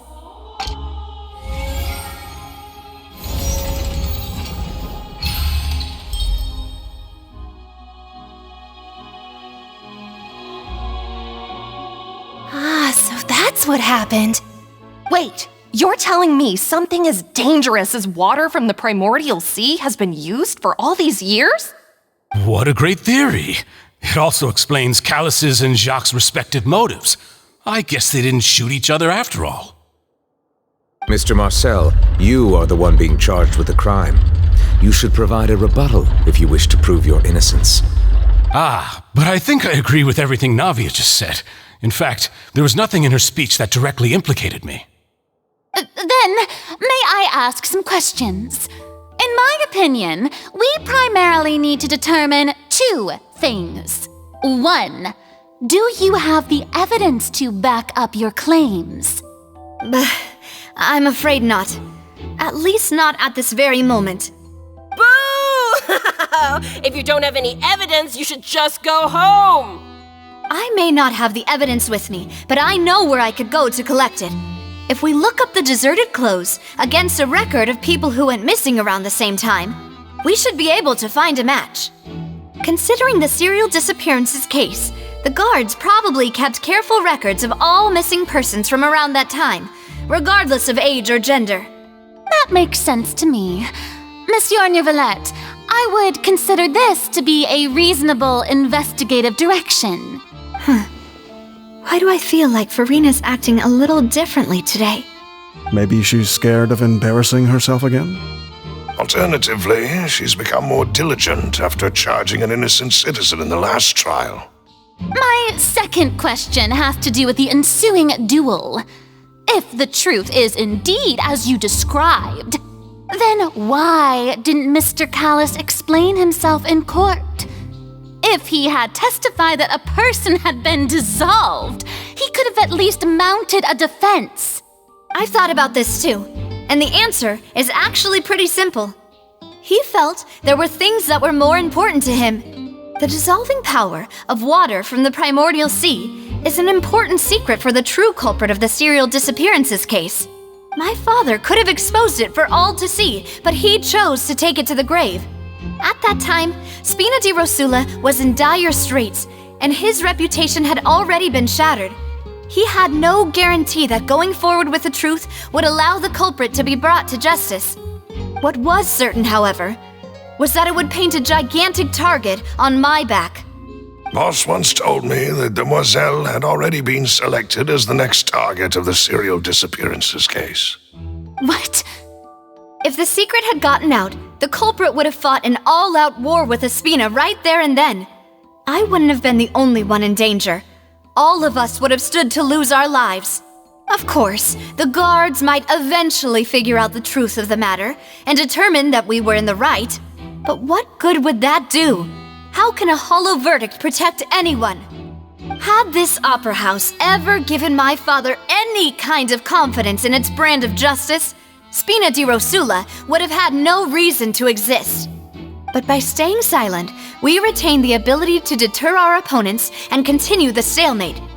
I was able to become Spina di Rosula's president, which made me harder to target, as well as giving me more time to grow and learn.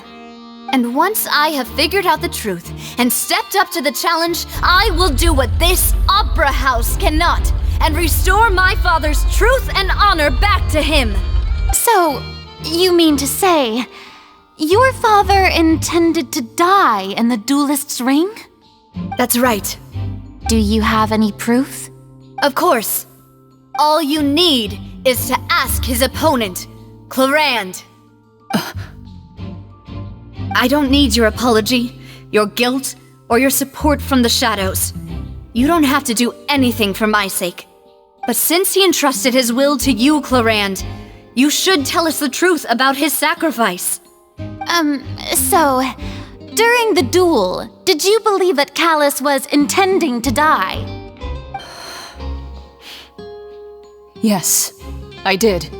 As a champion duelist, I've fought many battles and taken a countless number of dishonored lives. In my line of work, I've seen all kinds of people give their all for the faintest hope to continue living. Some were determined, others passionate, and some even manic and twisted. Just one look and I can tell if a duelist is hoping to live or if they're looking to die. I hereby swear on my name and honor as a champion duelist that Mr. Callus never intended to leave the ring alive. Since that's your testimony, I have no more questions. It appears there really are good grounds to reopen this case. I concur. However, Miss Navia, you still have not explained the link between your father's case and the serial disappearances case. Right? What she said was fascinating, but kind of beside the point. Wait, weren't they just talking about the serial disappearances case? Of course, Your Honor. The two cases are connected via a matter of timing. In my father's case, the culprit intended to kill both Jacques and Callus. As a result, they planned to act after hearing 2 gunshots. And, at the end of Linny's trial, the culprit also only dissolved the victim in front of everyone because they realized they were at risk of being identified. The culprit could only time their actions so precisely if they were already at the scene. Coincidentally, Marcel attended both the banquet and the trial. So that's why you suspected me. Even after hearing your reasoning, I still can't help but find it a little preposterous. I'm used to it, though. You've always been an impulsive and sentimental child, Navia. It's one of your most endearing traits. No need to appeal to pathos. I won't try to refute your points one by one, but even if everything you just said was true, can you prove that I was the only person present at both events? On top of that, does a person have to be physically present to control the timing? Can't someone remotely monitor the place? Don't know what she can say to that.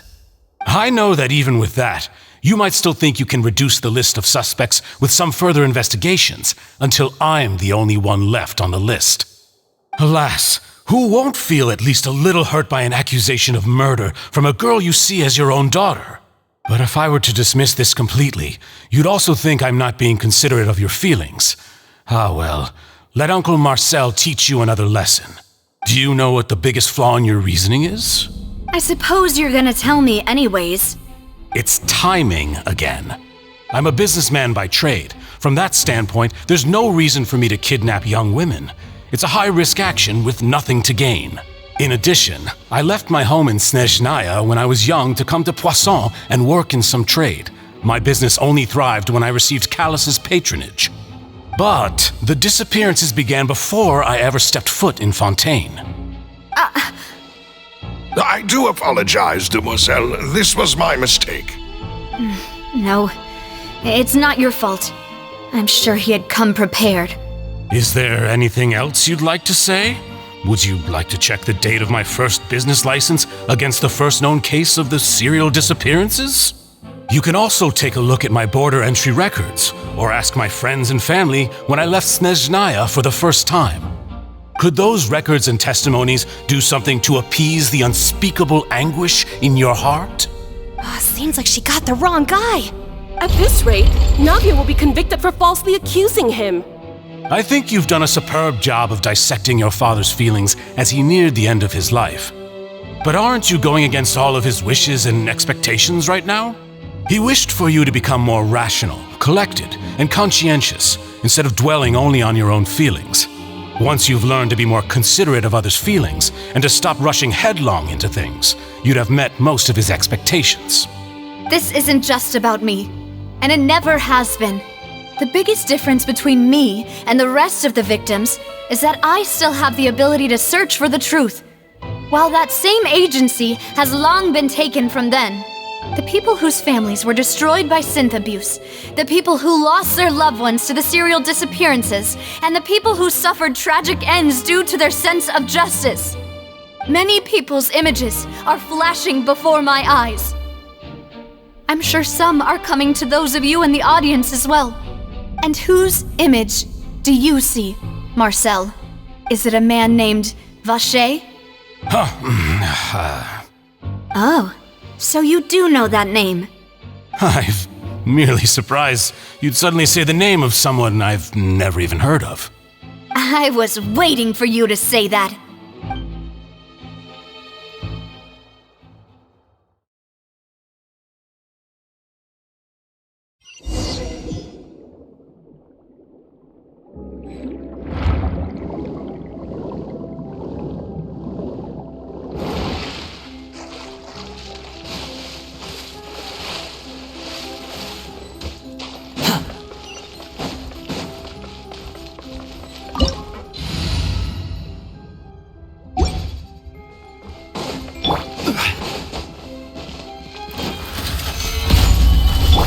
There's no escape! The wind rises.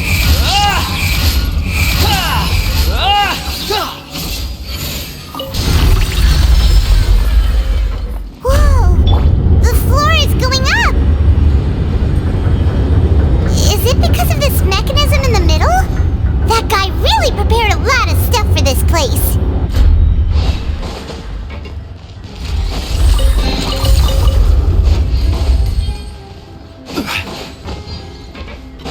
Paimon thinks we need to go up, but Paimon doesn't see a way.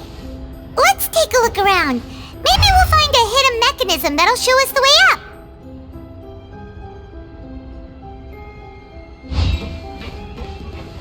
Rise!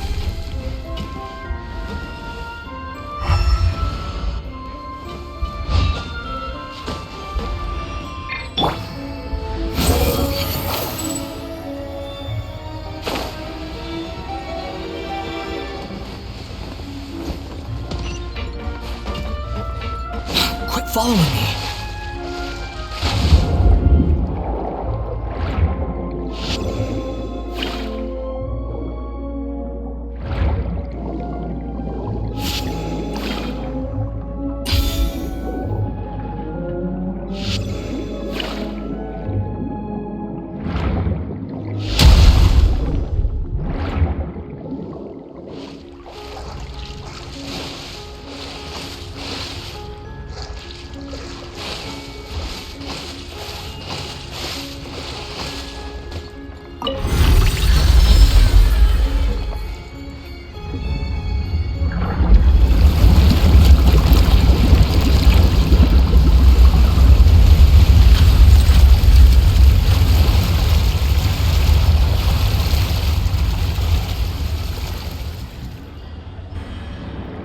The water level is rising! Now we can swim to the top! But this is still a ways away from where we need to go.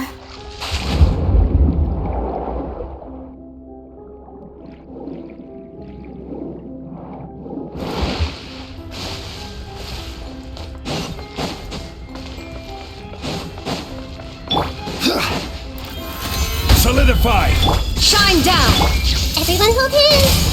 Squall and Fury!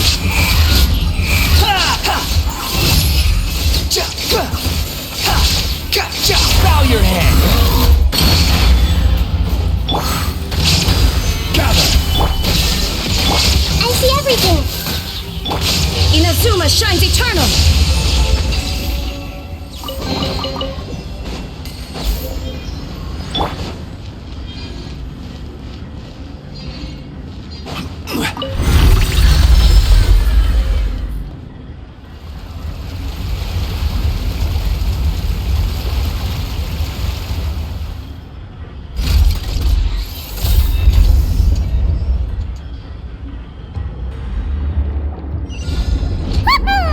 Now the path is clear! Let's go!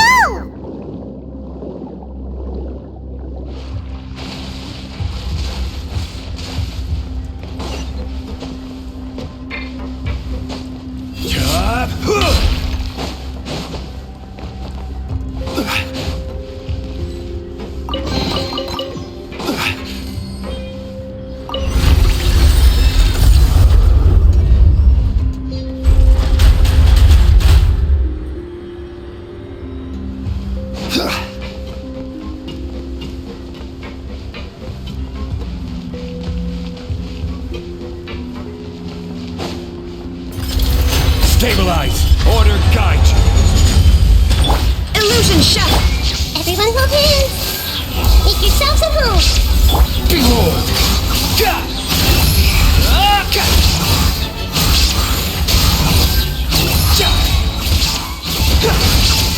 Know your place!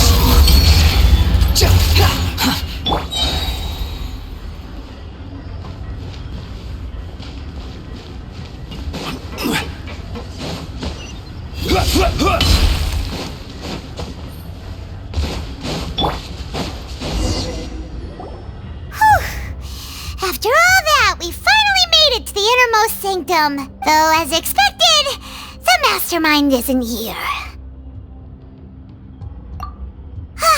That's right. Then let's hurry up and find some evidence so we can get back to the Opera House and help Navia!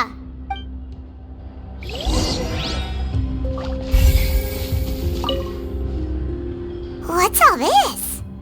Aw, it's a bunch of really cute things! Pink accessories, a hair tie, a necklace, even a makeup box! Oh, Paimon sees it too, but why are all these cute things labeled with different girls' names? Huh? You mean the girls from the serial disappearances? They were brought here? And then they were turned into water. And all the boxes of things, these names, that means...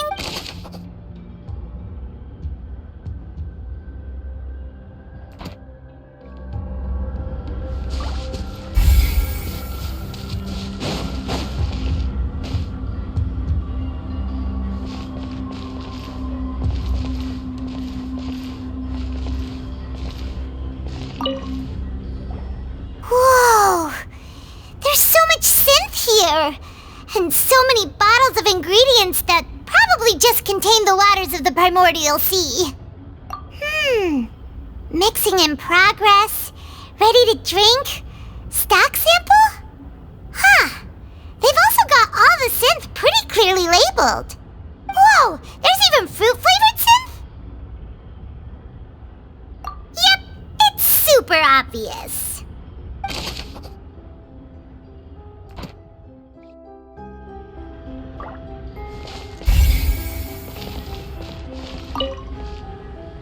What's this over here? Looks like some kind of place for research.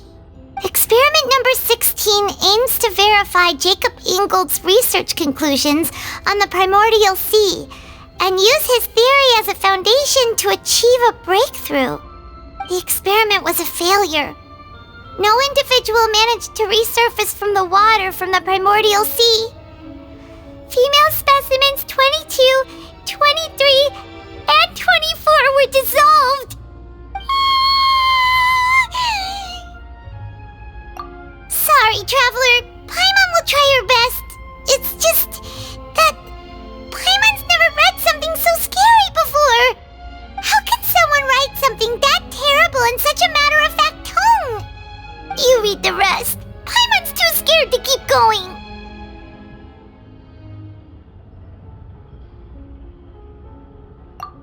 So that's why he did all of these experiments.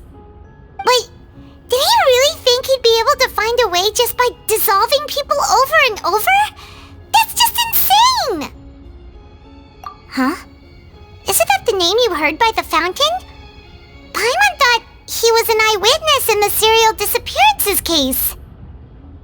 Ah, you mean Vache is the one who did all of these... experiments? So that's it! Vache was no victim, but personally took his lover and... No, that's not it either! If that's the case, why would he want people to resurface from the water? In any case, Paimon will write it all down.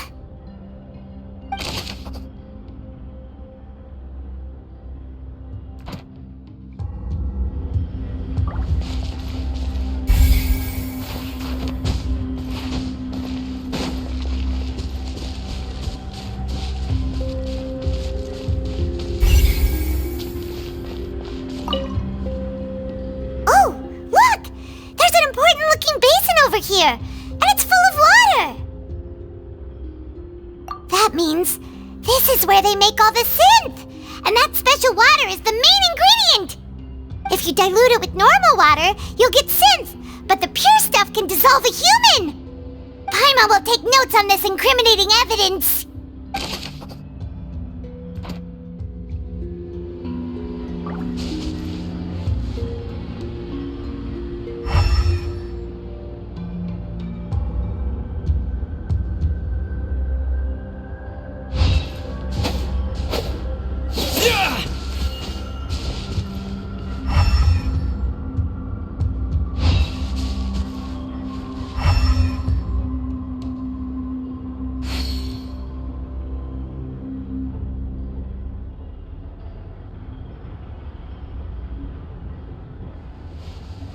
Let's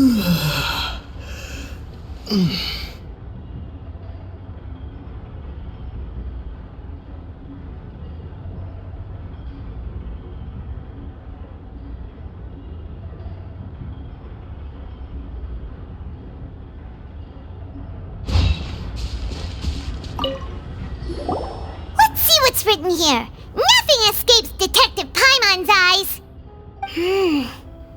Callus. Navia's father. Oh, this seems to be an investigation report on him.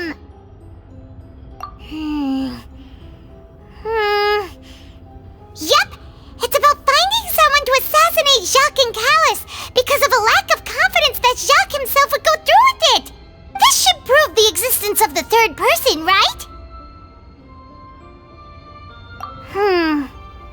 We still have not determined the exact content of the key information Callus has passed on to certain members of his organization. The old dog's a real menace to deal with. Even if he abides by the promise he's made to us, he will still have the upper hand. He can act whenever he wants to make our lives miserable. The only option left is to remove him from the picture entirely. I concur. Let's send someone to kill him. He won't declare war as long as we don't touch Navia. Oh, seems like we've got a bunch of correspondence between the higher-ups. They're all just so evil.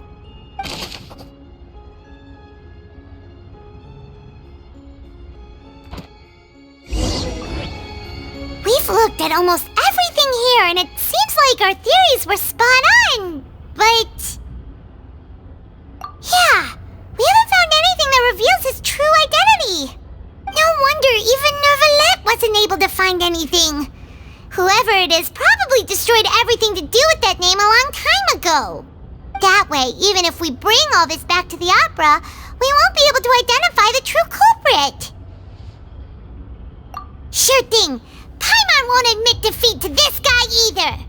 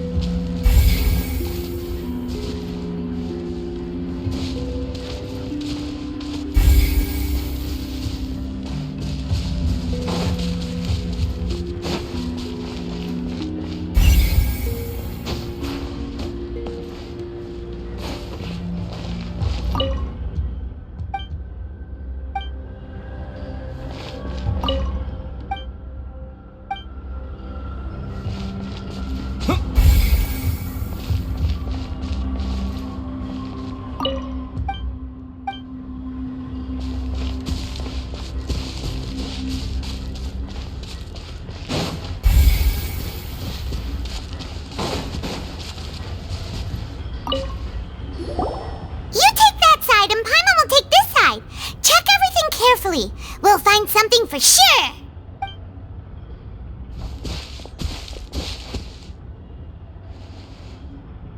Ugh, nothing at all. And Paimon can't even find snacks either. Whoa, really? Let Paimon see. Vignier. Isn't that Vache's lover's name? Then you found her diary. Let's see. Aw, it's just a normal diary chronicling their love story.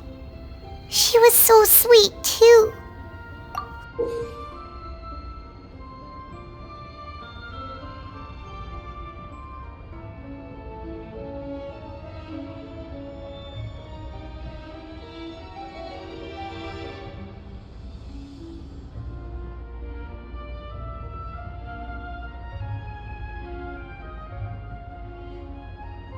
So many! A whole page's worth! But they're all crossed out. Was she unhappy with all of them? The final name she decided on was... Marcel. Wait, but Marcel's pretty old. Has this case been going on for so long that he's Vacher and Vinier's grown son?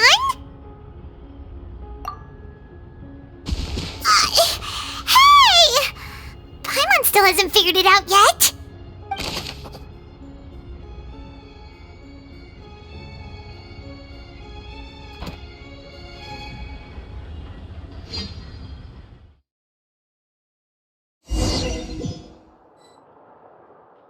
And whose image do you see, Marcel?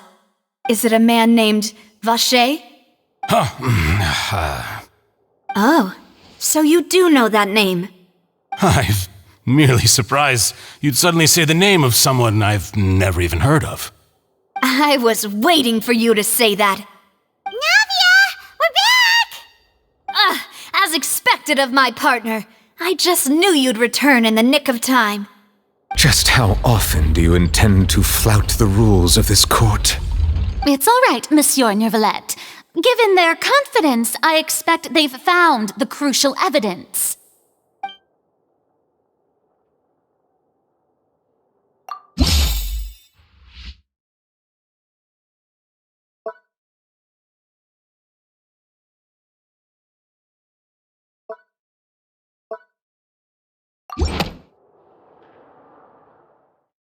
But the truth of it, Marcel, is that you've always been Vacher. Huh?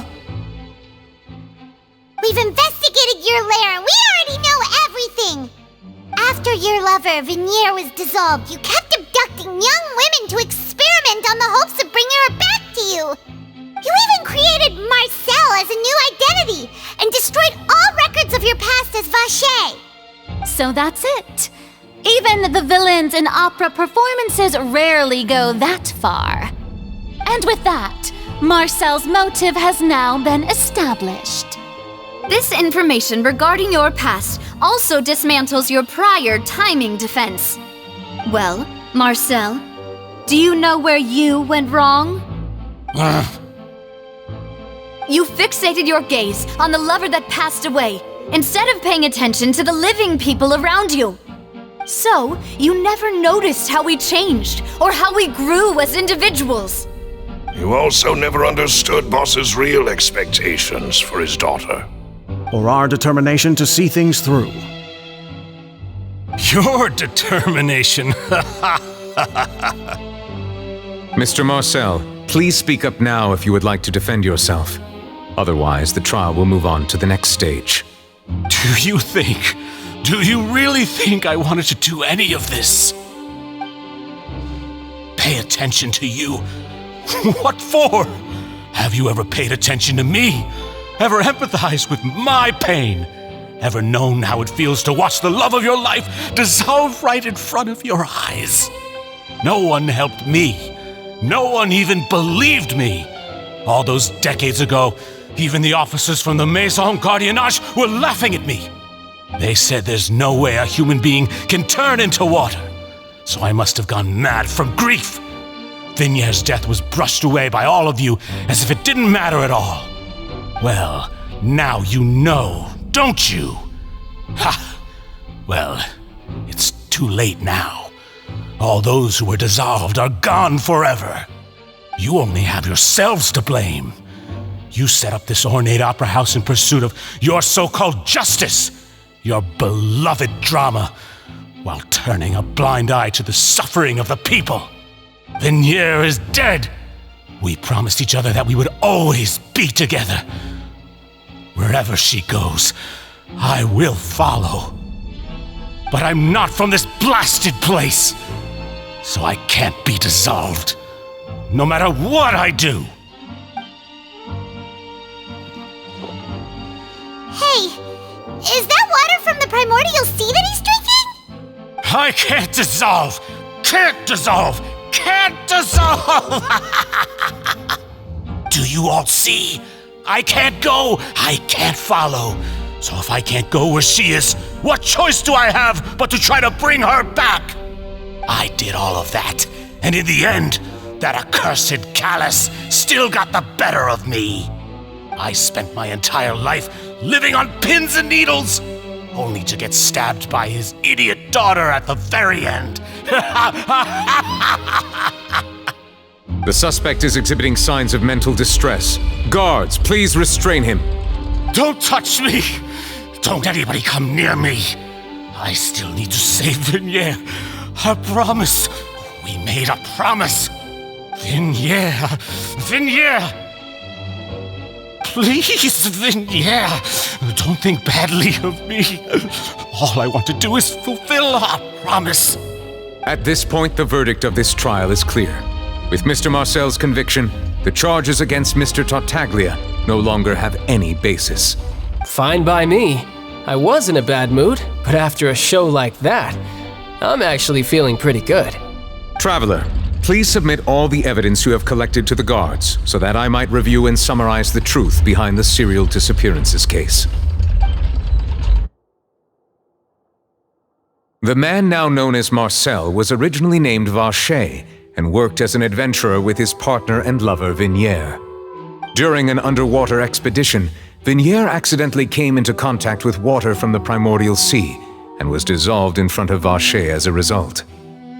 Vacher learned of the primordial water's existence through the work of others and began to kidnap young women for research, with the goal of discovering a method to restore Vignier back to life. To cover his tracks, he invented the new alias of Marcel and began to operate a business in Poisson. During the course of his research, Vacher discovered that a diluted concoction of water from the primordial sea can induce feelings of euphoria, and began to manufacture and market synth. However, as he accumulated wealth to fund his continued research and expanded the scope, he came into conflict with Spina di Rosula. After exchanging blows with Spina di Rosula for many years, Vacher decided to assassinate their president Callus at a banquet. Although the assassination did not go as Vacher expected, he was able to turn Callus into the murder suspect by dissolving the assassin he sent to the scene. And just recently, Vacher attempted to frame Linny as the culprit of the serial disappearances case, using a similar method. However, his attempt to frame Linny failed, and the power of water from the primordial sea became public knowledge. This case also exposed enough of Vacher's machinations that he was eventually successfully charged in court. Thus concludes the enigmatic history of the serial disappearances case, with the truth revealed to all. The Oratrice will now deliver the final verdict regarding the charges against Mr. Vacher.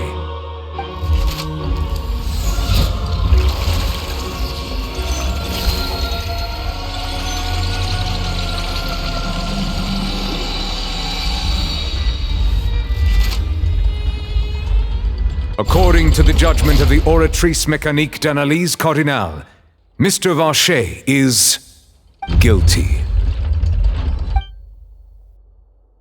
Guards! Take Vacher away. Good. It's what he deserves. With that, the serial disappearances case is over now. We really just witnessed history. Who would have thought the true culprit would be such a polite and well-spoken guy? Yippee! We helped Navia bring the bad guy to justice! He's hurt so many innocent people and now he's finally getting what he deserves. Huh? Are you okay? Demoiselle, you were absolutely brilliant. The day our late boss had always hoped for has finally come. You can rest easy now, knowing justice has been served. Yeah. It's finally over. It's all thanks to you guys. And my partner. See, Papa? Spina di Rosula's still doing well with me at the helm. Well now, hasn't this been a most delicious piece of drama? The villain has been caught, justice has been served, past wrongs have been righted, and it's a big ol' happy ending. Since it's been such a great show, I'll just let the false accusations against me slide. Either way, I've still got some business to attend to, so if you'll excuse me... Please wait just one moment, Mr. Tartaglia. Ugh, what now? None of this has anything to do with me. According to court protocol, since this trial was initiated due to a charge against you, a verdict must also be made regarding the initial charge before the trial can conclude. Oh, come on. Is this really necessary? Haven't you already caught the real criminal? Isn't it time for side characters like me to exit stage left? Please respect the laws of Fontaine. This has always been the rule. All right, but this sure is a lot of hassle. All I need to do is stand over there, right? Let's just get this over with. Through evidence presented in the public trial that was just held, it has been established that Mr. Tartaglia has no direct connection to the serial disappearances case. The guilty party has been identified, and thus it is logical to suppose Mr. Tartaglia is innocent of the charges. We now turn to the Oratrice Mécanique d'Analyse Cardinale to render the final verdict on the charges.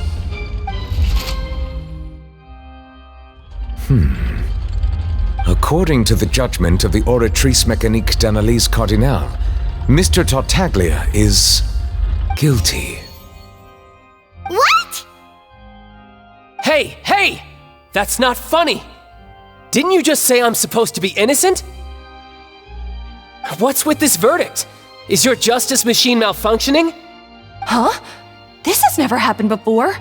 The Oratrice actually returned a different verdict from the Chief Justice. I mean, have you ever heard of an innocent Fatui Harbinger? Do you think the Oratrice might have just convicted him on general principle?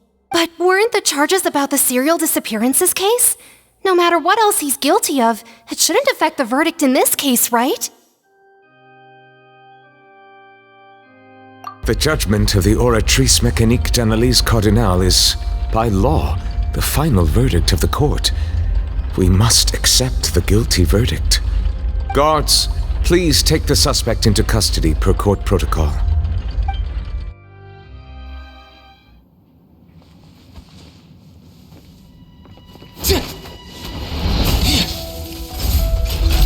So this is how justice is done in Fontaine.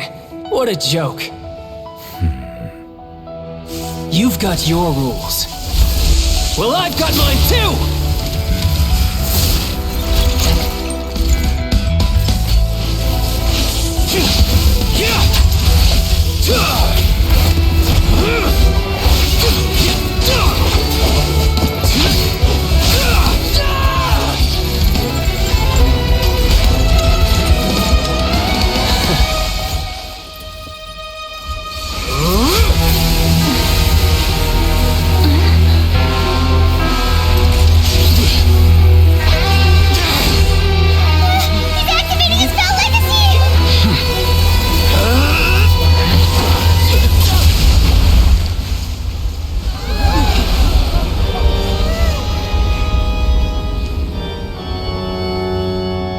I am sorry.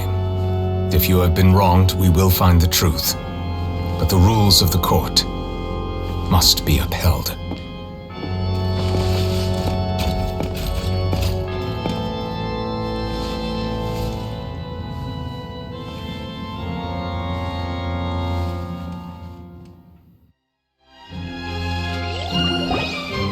Hey, Monsieur Novelette, what's going on? Shouldn't they have been cleared already? Apologies. This is also the first time I've encountered such a situation.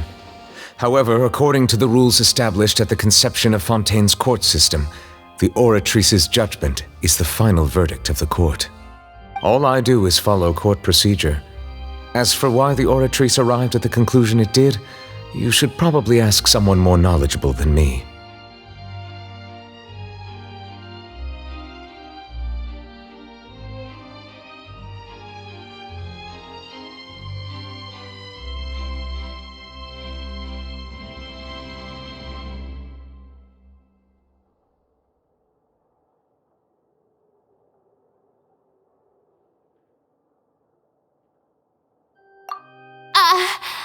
Why are you looking at me? I had nothing to do with it! I don't know what happened there either. Hey, stop staring at me! What does Lady Farina mean by that? She says she has no idea either, but that's impossible. Didn't she create the Oratrice herself? Yeah, so are the verdicts reliable or not? Can results like this really be called justice?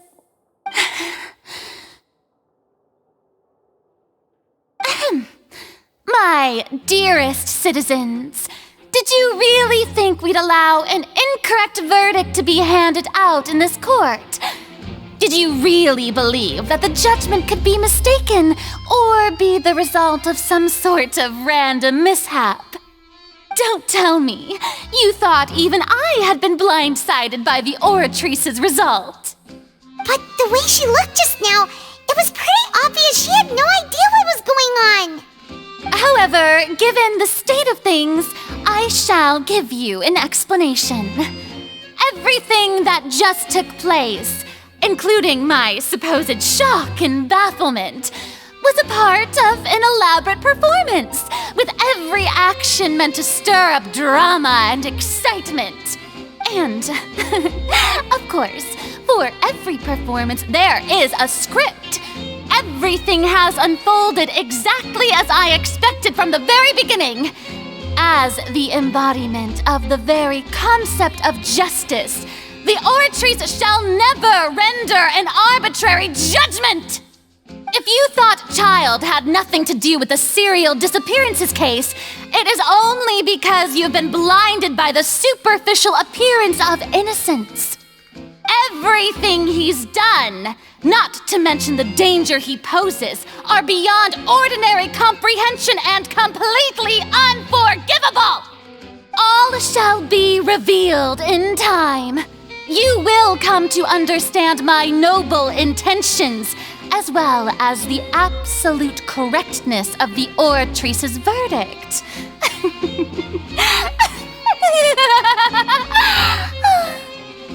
Now, having said that, although I hate to leave things hanging in suspense, it is now time for this performance to end. As the lead actress, I shall be the first to take my leave. Toodaloo! So she chose to make her escape after all, did she? So you're saying we shouldn't put much stock into what she just said?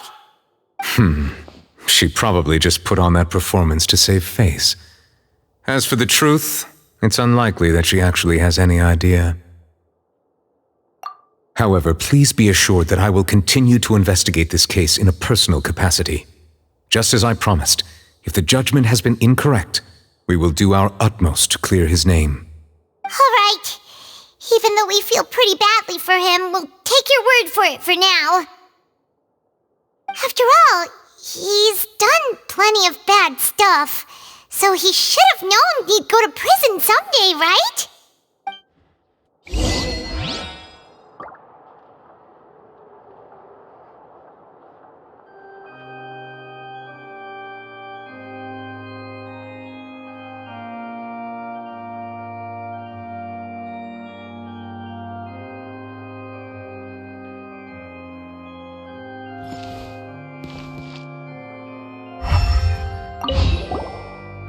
Monsieur Neuvillette! That power you showed when you took him down.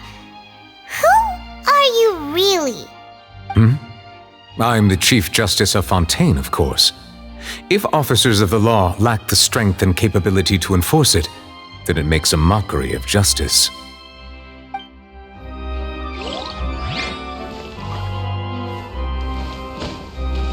The wind rises.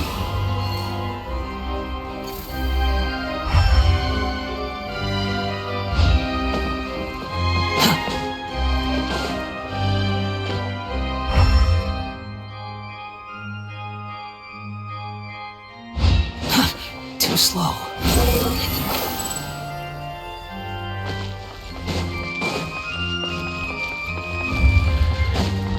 Quit following me.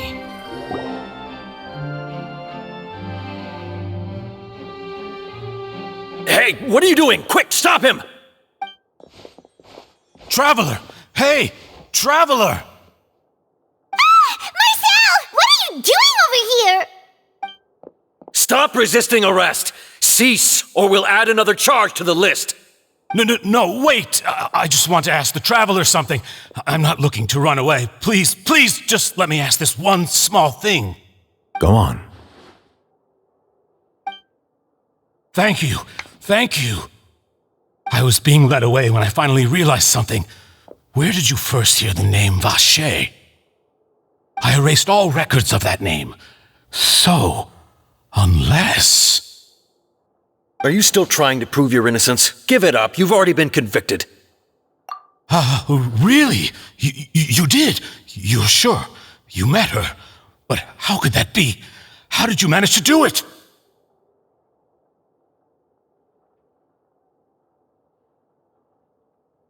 The Fountain of Lucine? Then she's been so close to me all along. And I just never... Please give me a chance to talk to her again. Just let the Traveler take me to the fountain to see her one last time. This is the last request I'll ever make in my life. You can do whatever you want to me afterwards. I don't care. What? Give an inch and you want to take a mile? Do you think serial killers get to make requests like that? Paimon agrees! Why should we give him what he wants when he's only done a ton of super terrible things? This request, is it worth as much to you as your life? Of course! Wait, no. It's worth even more than my life. Humans. Will they betray the instinct to live just to satisfy spiritual needs? Very well. I will grant your request. Your Honor, I fear that... I will go with him. You do not need to worry about any escape. In that case, I shall leave him in your most capable hands, Chief Justice. Thank you, Your Honor.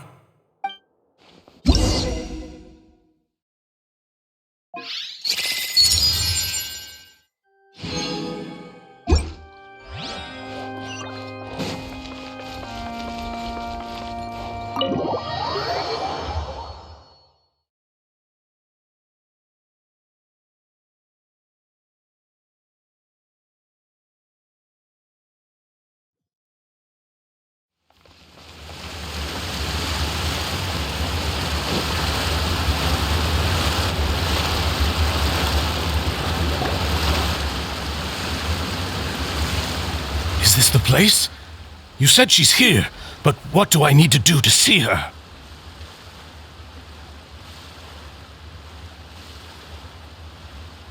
Yeah, and even Paimon could hear her after drinking that thing. Didn't you just drink a lot of it on the stage as well? Oh, in that case... Vache! Ah! Yes, that's it! So you heard it too! Vinier, it's me! It's me, Vache! Vache? Vache! I'm here! Where are you, Vinier? I'm coming for you. I'm finally here for you. Hey, wait! Be careful!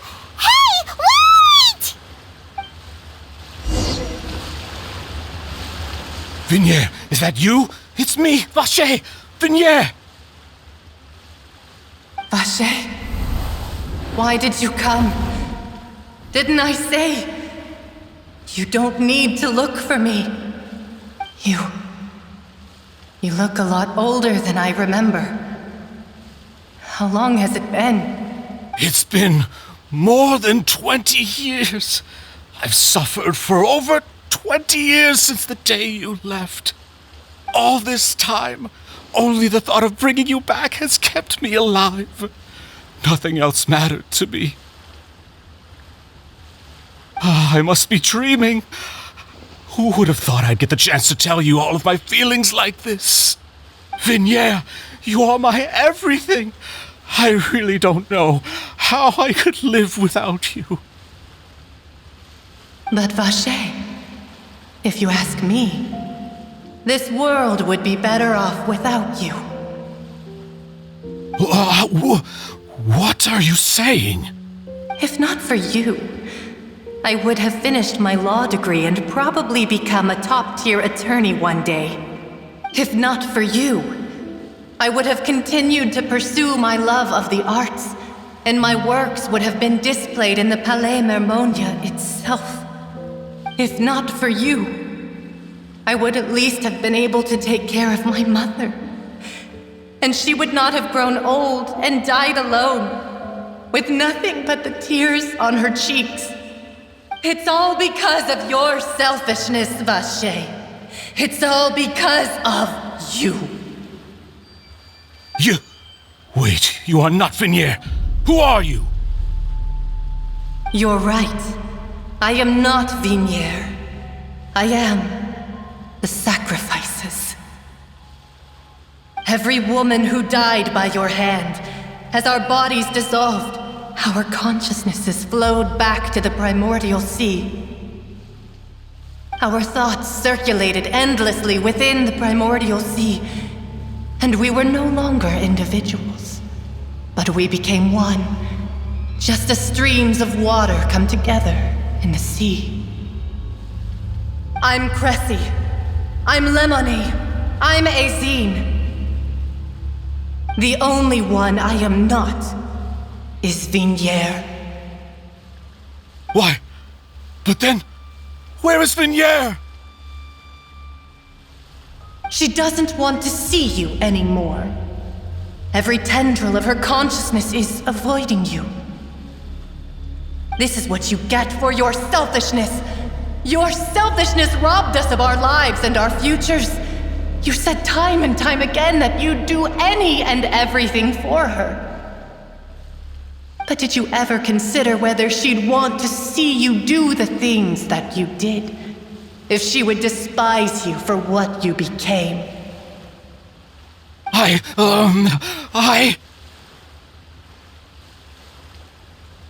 You are a liar, a heartless murderer, and a cowardly narcissist.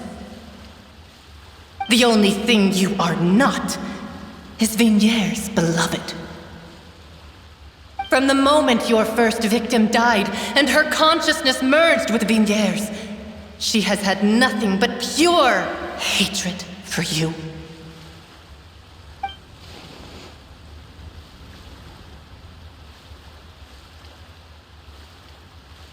No!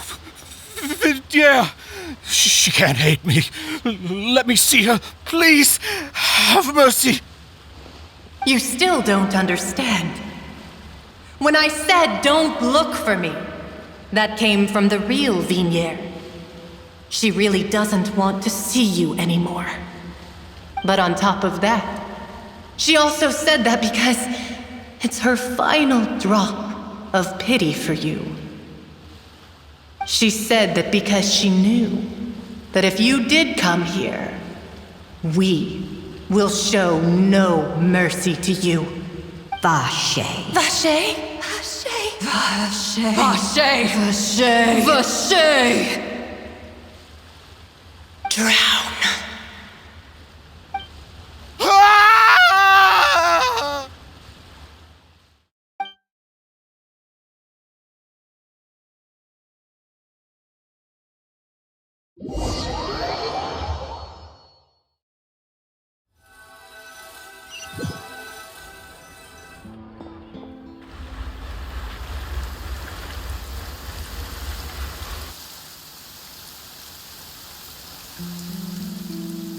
Finally, we have some time to do shopping.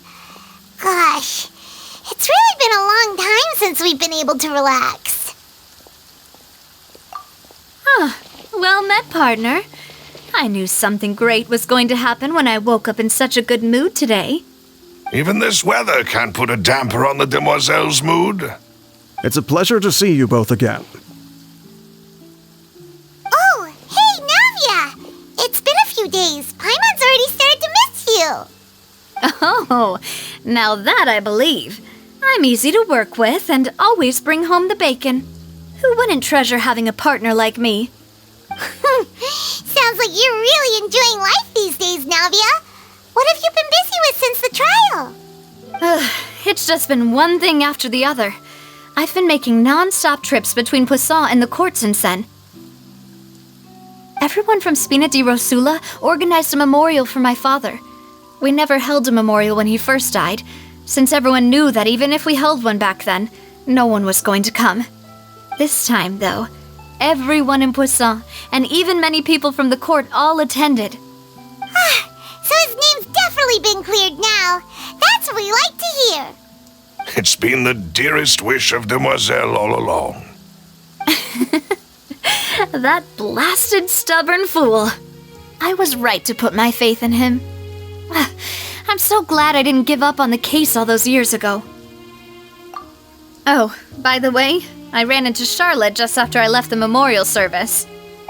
Well, maybe it'd be more accurate to say I knew she would be there, and there was no way she'd just let me go. Huh? So you know Charlotte too? The Charlotte? Journalist from the Steambird? Yeah, way back when I first became the president of the Spina di Rosula, she was all over me. Wouldn't take no for an answer. I believe the story was called The True Heart of Darkness, Secret Tales of the Yellow Rose. To be fair, though, it was a really flattering feature. So, we've been on pretty good terms ever since. She was trying to lean on our friendship to get me to do an exclusive piece on the serial disappearances case. Oh yeah, she told us about that. She's always been super interested in that case, so now her wish has finally come true too. Anyway, I told her to make sure that when she writes about you guys entering the opera house with the critical evidence, that you both sound really cool. Now that's another thing to look forward to. We trust Charlotte's skills with a pen for sure. Oh, and in other news, I also took Clarande out for a meal. Oh, are you two on better terms now? While you were investigating Vaché's headquarters, Clarande gave testimony on my father's behalf. It was thanks to her that we were able to turn the tide. I wanted to thank her. I mean, there's also no point in being awkward all the time, so we took the chance to reconcile with each other. Oh, that's great. Paimon also thought Clarande wasn't actually a bad person. It's always good to have more friends. Anyway, now that the case has finally been solved, perhaps it will slowly begin to fade from the public consciousness. Oh, actually, there's still one last thing I need to do. What is it? I should pay a visit to my father's grave and tell him the truth of what happened, as well as how it all ended. And on top of that, just how much people still look up to him to this day. That includes me, too. Miss Navia. Indeed. We want to go too! We also think Callus is a really admirable person. Sure thing. I'd like you two to share the moment with me. After all, without you, there might not have been such a positive ending. And in that case, everyone, let's be off. Considering the recent weather, we'll be lucky if we can reach Poisson before dark. Yeah, you're right. It's been raining non-stop for a few days now.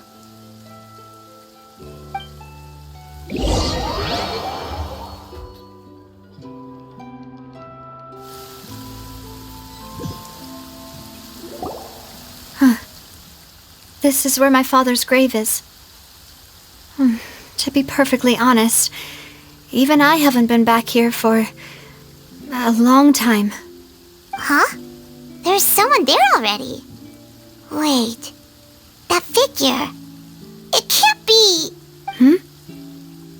Isn't that Neuvillette? Why would the Chief Justice be here? Huh? Navia?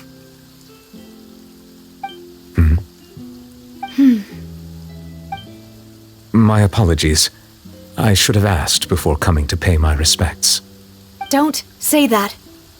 Sorry about that. Oh, I was trying to say there's no need for you to apologize. I wanted to show my father how much I've grown, but still, I doubt I've grown to the point that even the Chief Justice would feel compelled to apologize to me over and over.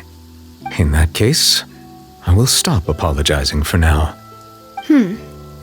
You really could use some pointers on understanding human emotions, Monsieur Neuvillette.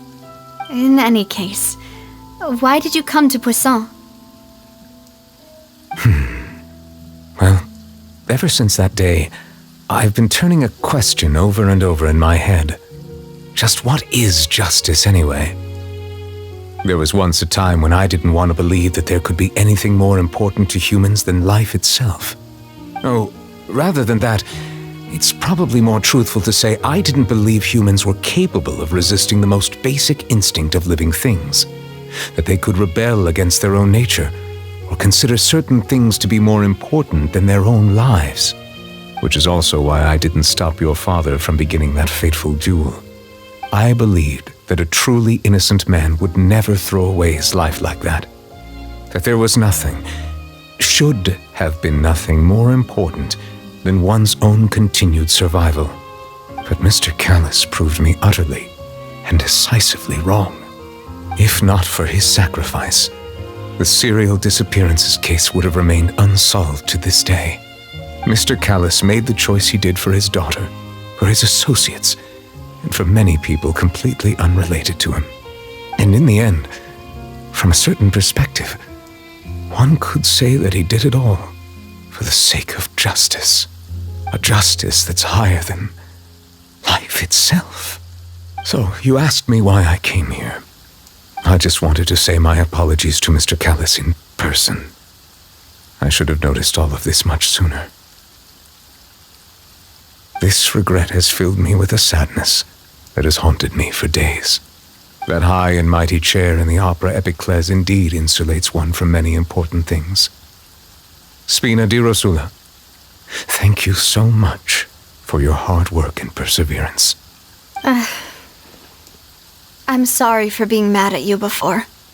So, you're actually one of those types that's cold on the outside, but pretty thoughtful on the inside, huh? That reminds me of Silver, one of my guys. Sorry about that. Self-expression is not one of my strong suits. Didn't I just say you don't need to apologize? Ah, so Navia and Neuvillette seem to have made their peace as well. Let's not disturb them for now. We can wait till after they're done.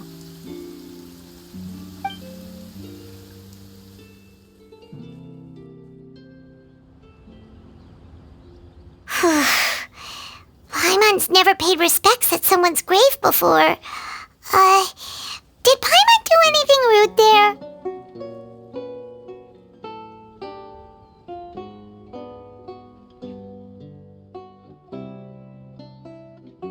Huh? Oh, Paimon didn't know that was a thing. But Paimon doesn't know what she would do if she can't fly. Oh no. Paimon hopes Miss Navia won't be too mad. Anyway, Neuvillette is still standing around there. It's not often that we can catch him alone like this, so why don't we go talk to him for a bit? If we can't talk to Lady Farina, we can at least talk to him, right?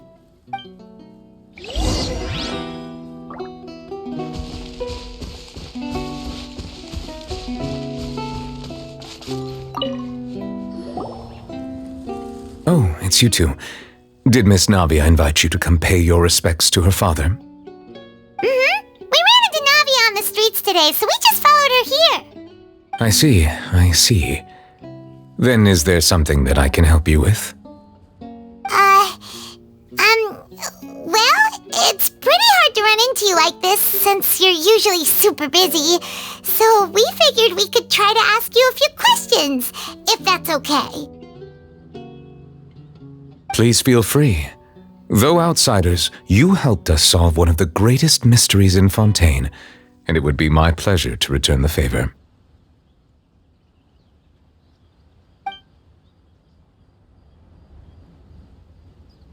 So, at court, the bad guys referred to that special water as water from the primordial sea, but what is it really? Truthfully, that name is already quite accurate. I can only surmise that Vacher and his ilk only learned of its nature and existence after extensive research. There used to be a special sea on the surface of this planet. The nature of its seawater was rather different from that of the sea we know today. Most of Tevat's life forms were first born in that special sea. You could say it nurtured much of the life on this planet. Huh. So it really was where everything began. It makes sense to call it primordial then. But today, the primordial sea no longer exists on the planet's surface. What Vache discovered must have been some kind of special case, or a remnant from a truly ancient age. Huh. So that's how it is.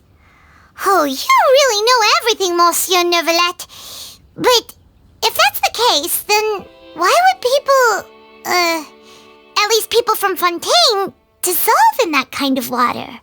Indeed. Why would the primordial sea, which was known to engender and nurture life, suddenly reverse itself and devour life instead? To be frank, that also doesn't match my understanding of this world and its laws. There must still be some unknown secrets around the people of this land. Is there anything else you'd like to ask me about?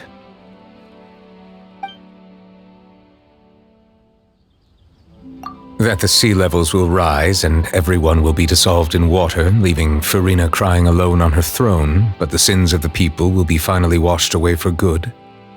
Does that appropriately summarize the version you've heard? That's right! It was Linny that told us back then. And that about covers all the main points.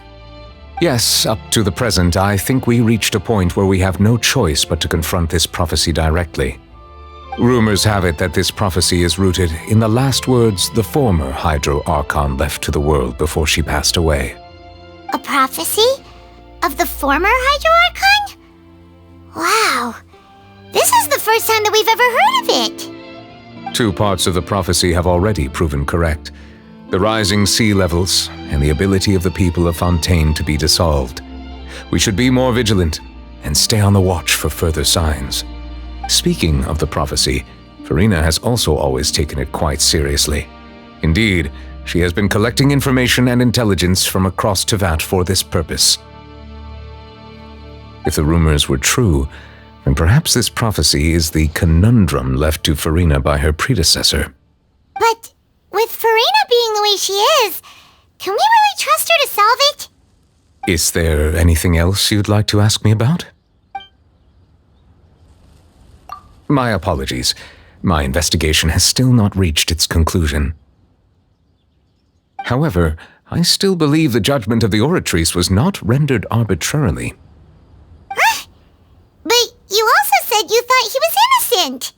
For many years, I have been quite aware that the Oratrice does not simply mechanically repeat the verdict that I give on each case. As a divinely created mechanism, the people's unified faith in the concept of justice is integrated into it. Not only can it produce the incredible power of indemnitium, but it likely also possesses other traits, such as self-awareness. Which is all to say, I have been prepared for a situation like this for a long time. Huh. So when Linny told us that he heard a human voice from the room where the Oratrice's core is stored... I was not aware such a thing had occurred. Perhaps that could serve to prove my conjecture. I will add that to the list of items to investigate. In any case, I am inclined to believe that the Oratrice does have a methodology all its own. We just do not have enough information. Based on Farina's reaction, I doubt even she had any idea what was going on. She managed to bluff her way through it, though, with her time-tested twin tricks of bravado and drama. While we do intend to get to the bottom of this, for now, we regret to say that the Fatui Harbinger will just have to bide his time in the fortress of Meripede. If we did incorrectly convict him of crimes he did not commit, we will most certainly compensate him to the fullest extent allowed by the law. If you ask Paimon, the only compensation he'll want is a no-holds-barred fight with you. Is there anything else you'd like to ask me about? Your sibling. Another blonde-haired traveler. I'm sorry, but I've never seen anyone who matches that description. If she ever stepped foot in Fontaine, I'm sure she followed our laws to the letter and had no reason to appear on the stage of the opera Epiclese. Is there anything else you'd like to ask me about? Very well. It was my honor to provide you with what answers I could. I very much enjoyed conversing with you. It will soon be time for me to leave this blissful tranquility behind and return to Palais Memoria. You really are super busy, Monsieur Neuvillette. Paimon thought you only came here to pay your respects today because you had the day off. Crime and villainy do not have the day off, and so justice must work around the clock as well. This is merely the nature of a justice's work. All right, you've got a point. Huh? Paimon just noticed that the rain has stopped.